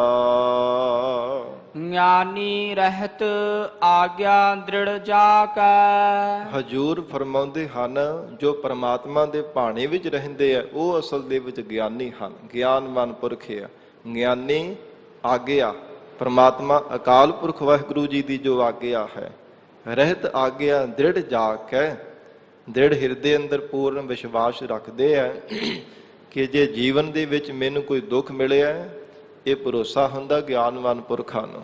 ਉਹ ਕਿਸੇ ਦੇ ਸਿਰ ਦੋਸ਼ ਨਹੀਂ ਮੜਦੇ ਕਿ ਤੇਰੇ ਕਰਕੇ ਮੈਂ ਦੁਖੀ ਹੋਇਆ, ਤੇਰੇ ਕਰਕੇ ਮੇਰੇ ਕਾਰਜ ਦੇ ਵਿੱਚ ਵਿਘਨ ਪਿਆ, ਤੇਰੇ ਕਰਕੇ ਮੇਰੀ ਮੰਜ਼ਲ ਦੇ ਵਿੱਚ ਮੈਨੂੰ ਸਫਲਤਾ ਨਹੀਂ ਪ੍ਰਾਪਤ ਹੋਣਾ ਕੀਤੀ, ਮੇਰਾ ਕਾਰਜ ਪੂਰਾ ਨਹੀਂ ਹੋ ਸਕਿਆ। ਨਹੀਂ, ਮਹਾਰਾਜ ਕਹਿੰਦੇ ਇਹ ਗਿਆਨਵਾਨ ਪੁਰਖਾਂ ਦਾ ਕੰਮ ਨਹੀਂ ਹੈ। ਗੁਰਮੁਖਾਂ ਦਾ, ਗਿਆਨਵਾਨ ਪੁਰਖਾਂ ਦਾ ਸੁਭਾਅ ਹੁੰਦਾ ਹੈ, ਦੱਦੈ ਦੋਸ਼ ਨਾ ਦੇਉ ਕਿਸੈ, ਦੋਸ਼ ਕਰਮਾ ਆਪਣਿਆ, ਜੋ ਮੈਂ ਕੀਆ ਸੋ ਮੈਂ ਪਾਇਆ, ਦੋਸ਼ ਨਾ ਦੀਜੈ ਅਵਰ ਜਾਣਾ। ਕਿ ਜੋ ਮੈਂ ਪੂਰਬਲੇ ਕਰਮਾਂ ਵਿੱਚ ਕਰਮ ਕੀਤੇ ਸੀ ਉਹਦਾ ਫਲ ਮੈਨੂੰ ਪ੍ਰਾਪਤ ਹੋਇਆ, ਮੈਂ ਦੂਜੇ ਨੂੰ ਕੀ ਦੋਸ਼ ਦੇਵਾਂ? ਮੈਂ ਆਪਣਾ ਕੀਤਾ ਹੋਇਆ ਆਪ ਹੀ ਪਾਇਆ। ਜੇ ਕਰਮਾਂ ਰੂਪੀ ਬੀਜ ਮੈਂ ਬੀਜਿਆ ਤੇ ਫਲ ਵੀ ਮੈਨੂੰ ਹੀ ਵੱਢਣਾ ਪੈਣਾ। ਜਿਹੋ ਜਿਹੇ ਮੈਂ ਕਰਮਾਂ ਦਾ ਬੀਜ ਬੀਜਿਆ ਸੀ, ਚੰਗੇ ਸਨ ਚਾਹੇ ਮਾੜੇ, ਉਹਨਾਂ ਦਾ ਫਲ ਮੈਨੂੰ ਪ੍ਰਾਪਤ ਹੋ ਰਿਹਾ ਹੈ। ਤੇ ਗਿਆਨਵਾਨ ਪੁਰਖ ਮਹਾਰਾਜ ਕਹਿੰਦੇ ਉਹ ਰੱਬੀ ਭਾਣੇ ਵਿੱਚ ਸਤ ਕਰਕੇ ਮੰਨਦੇ ਆ, ਪ੍ਰਮਾਤਮਾ ਦੀ ਰਜ਼ਾ ਵਿੱਚ ਚੱਲਦੇ ਹਨ। ਦੁੱਖ ਮਿਲਿਆ ਤੇ ਜੇ ਬੰਦਗੀ ਵੀ ਕਰਦੇ ਆ ਨਾ, ਤੇ ਫਿਰ ਵੀ ਆਖਣਾ ਕਿ ਪ੍ਰਮਾਤਮਾ ਮੈਨੂੰ ਦੁਬਾਰਾ ਜਨਮ ਹੀ ਨਹੀਂ ਦੇਣਾ ਚਾਹੁੰਦਾ, ਇਸ ਜਨਮ ਦੇ ਵਿੱਚ ਮੈਨੂੰ ਦੁੱਖ ਭੁਗਤਾ ਕੇ ਮੈਨੂੰ ਮੁਕਤ ਕਰਨਾ ਚਾਹੁੰਦਾ ਹੈ। ਇਹ ਗਿਆਨਵਾਨ ਪੁਰਖਾਂ ਦਾ ਸੁਭਾਅ ਹੈ, ਉਹਨਾਂ ਦੀ ਸੋਚ ਹੈ। ਪਰ ਸਾਖਤ ਬੰਦਾ ਕਹਿੰਦਾ ਨਹੀਂ, ਤੇਰੇ ਕਰਕੇ ਦੁੱਖ ਮਿਲਿਆ, ਦੂਜਿਆਂ ਸਿਰ ਦੋਸ਼ ਮੜਦਾ ਰਹਿੰਦਾ। ਸਾਖਤ ਪੁਰਸ਼ ਕਹਿੰਦਾ ਦੇਖੋ ਜੀ, ਤੁਸੀਂ ਹਰ ਰੋਜ਼ ਗੁਰੂ ਘਰ ਜਾਂਦੇ ਹੋ, ਗੁਰਬਾਣੀ ਪੜ੍ਹਦੇ ਹੋ, ਸੰਗਤ ਕਰਦੇ ਹੋ, ਫਿਰ ਵੀ ਤੁਹਾਨੂੰ ਹੀ ਦੁੱਖ ਲੱਗਦੇ ਆ, ਸਾਨੂੰ ਤੇ ਕੋਈ ਦੁੱਖ ਲੱਗਦਾ ਹੀ ਨਹੀਂ। ਪਰ ਇਹ ਨਹੀਂ ਪਤਾ ਕਿ ਇਹ ਸਾਖਤ ਪੁਰਸ਼ ਹੈ, ਤੇਰੇ ਵਾਸਤੇ ਅਗਲਾ ਜਨਮ ਫੇਰ ਤਿਆਰ ਹੈ। ਇਹ ਗੱਲੋਂ ਉਹ ਬੇਸਮਝ ਹੈ, ਅਗਿਆਤ ਹੈ। ਗੁਰਮੁਖਾਂ ਨੇ, ਗੁਰਮਤਿ ਦੀ ਵਿਚਾਰ ਕਰਨ ਵਾਲਿਆਂ ਨੇ ਨਿਸ਼ਚੈ ਕਰਕੇ ਜਾਣਿਆ ਕਿ ਜੇ ਨਿਤਨੇਮ ਕਰਦਿਆਂ, ਸਿਮਰਨ ਕਰਦਿਆਂ, ਗੁਰੂ ਕੀ ਬਾਣੀ ਪੜ੍ਹਦੇ ਹਾਂ, ਫਿਰ ਵੀ ਸਾਨੂੰ ਕੋਈ ਦੁੱਖ ਲੱਗ ਰਿਹਾ ਤੇ ਮਹਾਰਾਜ ਸੂਲੀ ਤੋਂ ਸੂਲ ਦੇ ਵਿੱਚ ਕੱਟਦੇ ਪਏ ਹੈ। ਇਹ ਗਰੀਬ ਨਵਾਜ ਸਤਿਗੁਰੂ ਜੀ ਦਾ ਬਿਰਧ ਹੈ, ਗੁਰ ਕਾ ਸ਼ਬਦ ਕਾਟੈ ਕੋਟ ਕਰਮ। ਕਰੋੜਾਂ ਹੀ ਕਰਮਾਂ ਨੂੰ ਕੱਟਣ ਦੀ ਮਹਾਰਾਜ ਸਾਹਿਬ ਜੀ ਦੇ ਸ਼ਬਦ ਦੀ ਸਮਰੱਥਾ ਹੈ, ਤਾਕਤ ਹੈ, ਵਡਿਆਈ ਹੈ। ਇਸ ਕਰਕੇ ਇਹ ਮਤਾ ਮਨ ਵਿੱਚ ਕੋਈ ਭੁਲੇਖਾ ਰੱਖਣਾ ਕਰੀਏ ਕਿ ਜੇ ਅਸੀਂ ਨਿਤਨੇਮ ਵੀ ਕਰਦੇ ਹਾਂ, ਗੁਰਬਾਣੀ ਪੜ੍ਹਦੇ, ਸੇਵਾ ਸਿਮਰਨ ਵੀ ਕਰਦੇ, ਫਿਰ ਵੀ ਸਾਨੂੰ ਦੁੱਖ ਲੱਗਦੇ ਹੈ। ਕੀ ਪਤਾ ਕਿੰਨਾ ਵੱਡਾ ਕਸ਼ਟ ਹੈ, ਕਿੰਨਾ ਵੱਡਾ ਦੁੱਖ ਹੈ, ਮਹਾਰਾਜ ਥੋੜੇ ਵਿੱਚ ਸਾਡਾ ਭੁਗਤਾ ਰਹੇ ਹੈ। ਇਸ ਲਈ ਮਹਾਰਾਜ ਸਤਿਗੁਰੂ ਜੀ ਕਹਿੰਦੇ ਹਨ, ਗਿਆਨੀ ਰਹਿਤ ਆਗਿਆ ਦ੍ਰਿੜ ਜਾਕੈ। ਜੋ ਪਰਮਾਤਮਾ ਦਾ ਭਾਣਾ, ਰੱਬੀ ਜਾਤ ਵਿੱਚ ਜੁੜਨਾ, ਪਰਮੇਸ਼ਰ ਦੇ ਭਾਣੇ ਨੂੰ ਸਤ ਕਰਕੇ ਮੰਨਣਾ, ਮਹਾਰਾਜ ਸਾਹਿਬ ਜੀ ਦੀ ਆਗਿਆ ਵਿੱਚ ਰਹਿ ਕੇ ਜੀਵਨ ਨਿਰਵਾਹ ਕਰਨਾ, ਇਹ ਮਹਾਰਾਜ ਕਹਿੰਦੇ ਗਿਆਨਵਾਨ ਪੁਰਖਾਂ ਦੀ ਨਿਸ਼ਾਨੀ ਹੈ। ਉਸਨ ਸੀਤ ਸੰਸਰ ਸਭ ਤਾਕੈ। ਜੀਵਨ ਦੇ ਵਿੱਚ ਭਾਵੇਂ ਉਸਨ ਗਰਮੀ ਹੋਵੇ ਤੇ ਸੀਤ ਭਾਵੇਂ ਠੰਡ ਹੋਵੇ, ਪਰ ਉਹਨੂੰ ਸਮਸਤ ਇੱਕੋ ਜਿਹੀ ਜਾਣ ਕਰਕੇ ਜੀਵਨ ਨਿਰਵਾਹ ਕਰਦੇ ਹਨ। ਬਹੁਤੀ ਗਰਮੀ ਹੋਵੇ ਤਾਂ ਵੀ ਕੋਈ ਪ੍ਰਵਾਹ ਨਹੀਂ, ਹਿਰਦੇ ਕਰਕੇ ਅਡੋਲਤਾ ਹੈ। ਬਹੁਤੀ ਠੰਡ ਹੋਵੇ, ਸਿਆਲੇ ਦੀ ਰੁੱਤ ਹੋਵੇ, ਫੇਰ ਵੀ ਮਨ ਕਰਕੇ ਅਡੋਲਤਾ ਹੀ ਬਣੀ ਰਹਿੰਦੀ ਹੈ। ਨਹੀਂ ਤੇ ਸਾਧ ਸੰਗਤ ਜੀ ਅੰਮ੍ਰਿਤ ਵੇਲੇ ਉੱਠਣ ਨੂੰ ਹੀ ਚੇਤੀ ਨਹੀਂ ਕਰਦਾ, ਇੰਨਾ ਆਲਸ ਪੈਂਦਾ ਕਿ ਪਾਣੀ ਦੇ ਠੰਡੇ ਵਿੱਚ ਇਸ਼ਨਾਨ ਕਰ ਲਿਆ ਤੇ ਕਿਤੇ ਦੰਦੋ ਡਿੱਕੇ ਵੱਜਦੇ ਆ, ਮੌਤ ਹੀ ਨਾ ਕਿਤੇ ਹੋ ਜਾਵੇ, ਪ੍ਰਾਣ ਹੀ ਨਾ ਸਾਡੇ ਕਿਤੇ ਨਿਕਲ ਜਾਣ। ਪਰ ਮਹਾਰਾਜ ਕਹਿੰਦੇ ਉਸਨ ਸੀਤ ਸੰਸਰ ਸਭ ਤਾਕੈ। ਭਾਵੇਂ ਜੀਵਨ ਦੇ ਵਿੱਚ ਉਹਨਾਂ ਦੇ ਜੋ ਉਸਨ ਗਰਮੀ ਦੀ ਤਰ੍ਹਾਂ ਭਾਵੇਂ ਕੋਈ ਭਾਰੀ ਦੁੱਖ ਆਇਆ, ਸੰਕਟ ਆ ਗਏ ਹੈ, ਫਿਰ ਸੀਰ ਦੀ ਤਰ੍ਹਾਂ ਭਾਵੇਂ ਸ਼ਾਂਤੀ ਪ੍ਰਾਪਤ ਹੋ ਗਈ ਹੈ, ਸੰਸਰ ਬਰਾਬਰ ਜਾਣਦੇ ਹੈ। ਕਿਸੇ ਪ੍ਰਕਾਰ ਦੀ ਮਨ ਦੇ ਵਿੱਚ ਕੋਈ ਕੁਤਾਹੀ ਮਨ ਕਰਕੇ ਡਗਮਗਾਉਂਦੇ ਨਹੀਂ ਹਨ। ਗਿਆਨੀ ਤਾਤ ਗੁਰਮੁਖ ਵਿਚਾਰੀ। ਧੰਨ ਗੁਰੂ ਅਰਜਨ ਦੇਵ ਸਾਹਿਬ ਸੱਚੇ ਪਾਤਸ਼ਾਹ ਫਰਮਾਨ ਕਰ ਰਹੇ ਹੈ, ਕਹਿੰਦੇ ਜਿਹੜੇ ਗਿਆਨਵਾਨ ਪੁਰਖ ਆ ਨਾ, ਇਹ ਗੁਰਸਿੱਖੋ, ਤਿੰਨਾਂ ਨੇ ਗੁਰਾਂ ਦੇ ਮੁਖ ਦੁਆਰਾ ਉਪਦੇਸ਼ ਲੈ ਕੇ ਵਾਹਿਗੁਰੂ ਦੇ ਸਰੂਪ ਰੂਪੀ ਤੱਤ ਤੇ ਵਿਚਾਰ ਕੀਤੀ ਹੈ। ਜਗਤ ਦੇ ਦੁਨਿਆਵੀ ਜੀਵ ਅਗਿਆਨੀ ਵੀ ਵਿਚਾਰਾਂ ਕਰਦੇ ਹੈ, ਉਹ ਪਰ ਦੁਨੀਆ ਦੀਆਂ ਵਿਚਾਰਾਂ ਕਰਦੇ ਰਹਿੰਦੇ ਹਨ। ਉਹ ਸੰਸਾਰ ਦੀਆਂ ਗੱਲਾਂ ਬਾਤਾਂ ਹੀ ਕਰਦੇ ਰਹਿੰਦੇ ਹੈ, ਨਿੰਦਿਆ ਚੁਗਲੀਆਂ ਔਗਣ ਹੀ ਚਿਤਾਰਦੇ ਰਹਿੰਦੇ ਹਨ। ਪਰ ਜਿਹੜੇ ਗੁਰਮੁਖ ਪਿਆਰੇ ਹੁੰਦੇ ਗਿਆਨਵਾਨ ਪੁਰਖ ਹੈ, ਉਹ ਮਹਾਰਾਜ ਜੀ ਦੇ ਉਪਦੇਸ਼ ਦੁਆਰਾ ਤਤ ਵਾਹਿਗੁਰੂ ਦੇ ਸਰੂਪ ਰੂਪੀ ਤਤ ਨੂੰ ਵਿਚਾਰਦੇ ਹੈ ਕਿ ਪ੍ਰਮਾਤਮਾ ਦਾ ਸਰੂਪ ਰੂਪੀ ਤਤ ਕਿਵੇਂ ਪ੍ਰਾਪਤ ਹੋ ਸਕਦਾ ਹੈ, ਕਿਹੜਾ ਯਤਨ ਕਰਨਾ ਕਰੀਏ, ਕਿਵੇਂ ਅਕਾਲ ਪੁਰਖ ਵਾਹਿਗੁਰੂ ਪ੍ਰਮਾਤਮਾ ਦੇ ਗੁਣਾਂ ਨੂੰ ਚੇਤੇ ਕਰ ਕਰਕੇ ਤਤ ਨੂੰ ਵਿਚਾਰਦੇ ਹਨ। ਨਾਨਕ ਜਾ ਕਾ ਕਿਰਪਾ ਧਾਰੀ। ਸਤਿਗੁਰੂ ਜੀ ਸਮਾਪਤੀ ਦੀਆਂ ਪੰਕਤੀਆਂ ਵਿੱਚ ਕਹਿੰਦੇ ਹਨ, ਐਸੀ ਦਾਤ ਉਹਨਾਂ ਨੂੰ ਪ੍ਰਾਪਤ ਹੁੰਦੀ ਹੈ ਜਿਨ੍ਹਾਂ ਤੇ ਪ੍ਰਮਾਤਮਾ ਕਿਰਪਾ ਧਾਰਨ ਕਰਦਾ ਹੈ, ਜਿਨ੍ਹਾਂ ਦੇ ਹਿਰਦੇ ਅੰਦਰ ਵਾਹਿਗੁਰੂ ਨੇ ਗਿਆਨ ਦੀ ਦਾਤ ਬਖਸ਼ਿਸ਼ ਕੀਤੀ ਹੈ, ਪ੍ਰਮਾਤਮਾ ਨੇ ਬਖਸ਼ਿਸ਼ ਕੀਤੀ ਹੈ, ਕਿਰਪਾ ਧਾਰਨ ਕਰ ਦਿੱਤੀ ਹੈ। ਉਹ ਗੁਰਮੁਖ ਪਿਆਰੇ ਵਾਹਿਗੁਰੂ ਦੀ ਰਜ਼ਾ ਵਿੱਚ ਚੱਲਦੇ ਹਨ, ਰੱਬੀ ਬਾਣੀ ਨੂੰ ਸਤ ਕਰਕੇ ਮੰਨਦੇ ਹਨ। ਕਦੇ ਵੀ ਪ੍ਰਮਾਤਮਾ ਦੇ ਕੀਤੇ ਹੋਏ ਤੇ ਸ਼ਿਕਵਾ ਨਹੀਂ, ਰੱਬ ਦੇ ਕੀਤੇ ਹੋਏ ਤੇ ਕੋਈ ਸ਼ੰਕਾ ਨਹੀਂ। ਜੀਵਨ ਦੇ ਵਿੱਚ ਦੁੱਖ ਮਿਲਿਆ ਸੁੱਖ ਮਿਲਿਆ, ਸਮਾਨ ਬਿਰਤੀ ਰੱਖ ਕੇ ਰੱਬ ਨੂੰ ਯਾਦ ਕਰਦੇ ਰਹਿੰਦੇ ਹੈ। ਐਸਾ ਗਿਆਨਵਾਨ ਪੁਰਖਾਂ ਦਾ ਜੀਵਨ ਹੈ। ਸਤਿਗੁਰੂ ਜੀ ਮਿਹਰ ਕਰਨ, ਪਾਵਨ ਉਪਦੇਸ਼ ਸਾਡੇ ਹਿਰਦਿਆਂ ਵਿੱਚ ਵਸ ਜਾਵੇ, ਗੁਰੂ ਬਚਨਾਂ ਦੀ ਕਮਾਈ ਕਰਕੇ ਜੀਵਨ ਸਫਲ ਬਣਾ ਸਕੀਏ। ਮਹਾਰਾਜ ਸਾਹਿਬ ਜੀ ਦੀ ਪਾਵਨ ਬਾਣੀ ਦੀ ਵਿਚਾਰ ਕਰਦਿਆਂ ਹੋਈਆਂ ਭੁੱਲਾਂ ਦੀ ਖਿਮਾ। ਧੰਨ ਸ੍ਰੀ ਗੁਰੂ ਗ੍ਰੰਥ ਸਾਹਿਬ ਜੀ ਮਹਾਰਾਜ ਆਪ ਸੰਗਤ ਬਖਸ਼ਣਹਾਰ ਹੋ। ਅਗਾਹ ਵਾਸਤੇ ਅਸੀਸ ਪਿਆਰ ਬਖਸ਼ਿਸ਼ ਕਰਨਾ।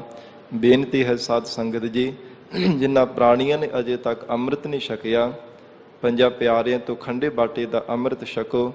ਪਤਿਤ ਪੁਣੇ ਦਾ ਨਸ਼ਿਆਂ ਦਾ ਤਿਆਗ ਕਰਕੇ ਸ਼ਬਦ ਗੁਰੂ ਸ੍ਰੀ ਗੁਰੂ ਗ੍ਰੰਥ ਸਾਹਿਬ ਮਹਾਰਾਜ ਜੀ ਦੇ ਲੜ ਲੱਗ ਕੇ ਜੀਵਨ ਸਫਲ ਬਣਾਓ ਜੀ। ਬੇਨਤੀ ਪ੍ਰਵਾਨ ਕਰਨੀ। ਦੇਹੋ ਸੱਜਣ ਅਸੀਸੜੀਆ, ਜਿਉ ਹੋਵੈ ਸਾਹਿਬ ਸਿਓ ਮੇਲ। ਗਿਆਨੀ ਤਾਤ ਗੁਰਮੁਖ ਵਿਚਾਰੀ। ਨਾਨਕ ਜਾ ਕਾ ਕਿਰਪਾ ਧਾਰੀ। ਵਾਹਿਗੁਰੂ ਜੀ ਕਾ ਖਾਲਸਾ, ਵਾਹਿਗੁਰੂ ਜੀ ਕੀ ਫਤਿਹ।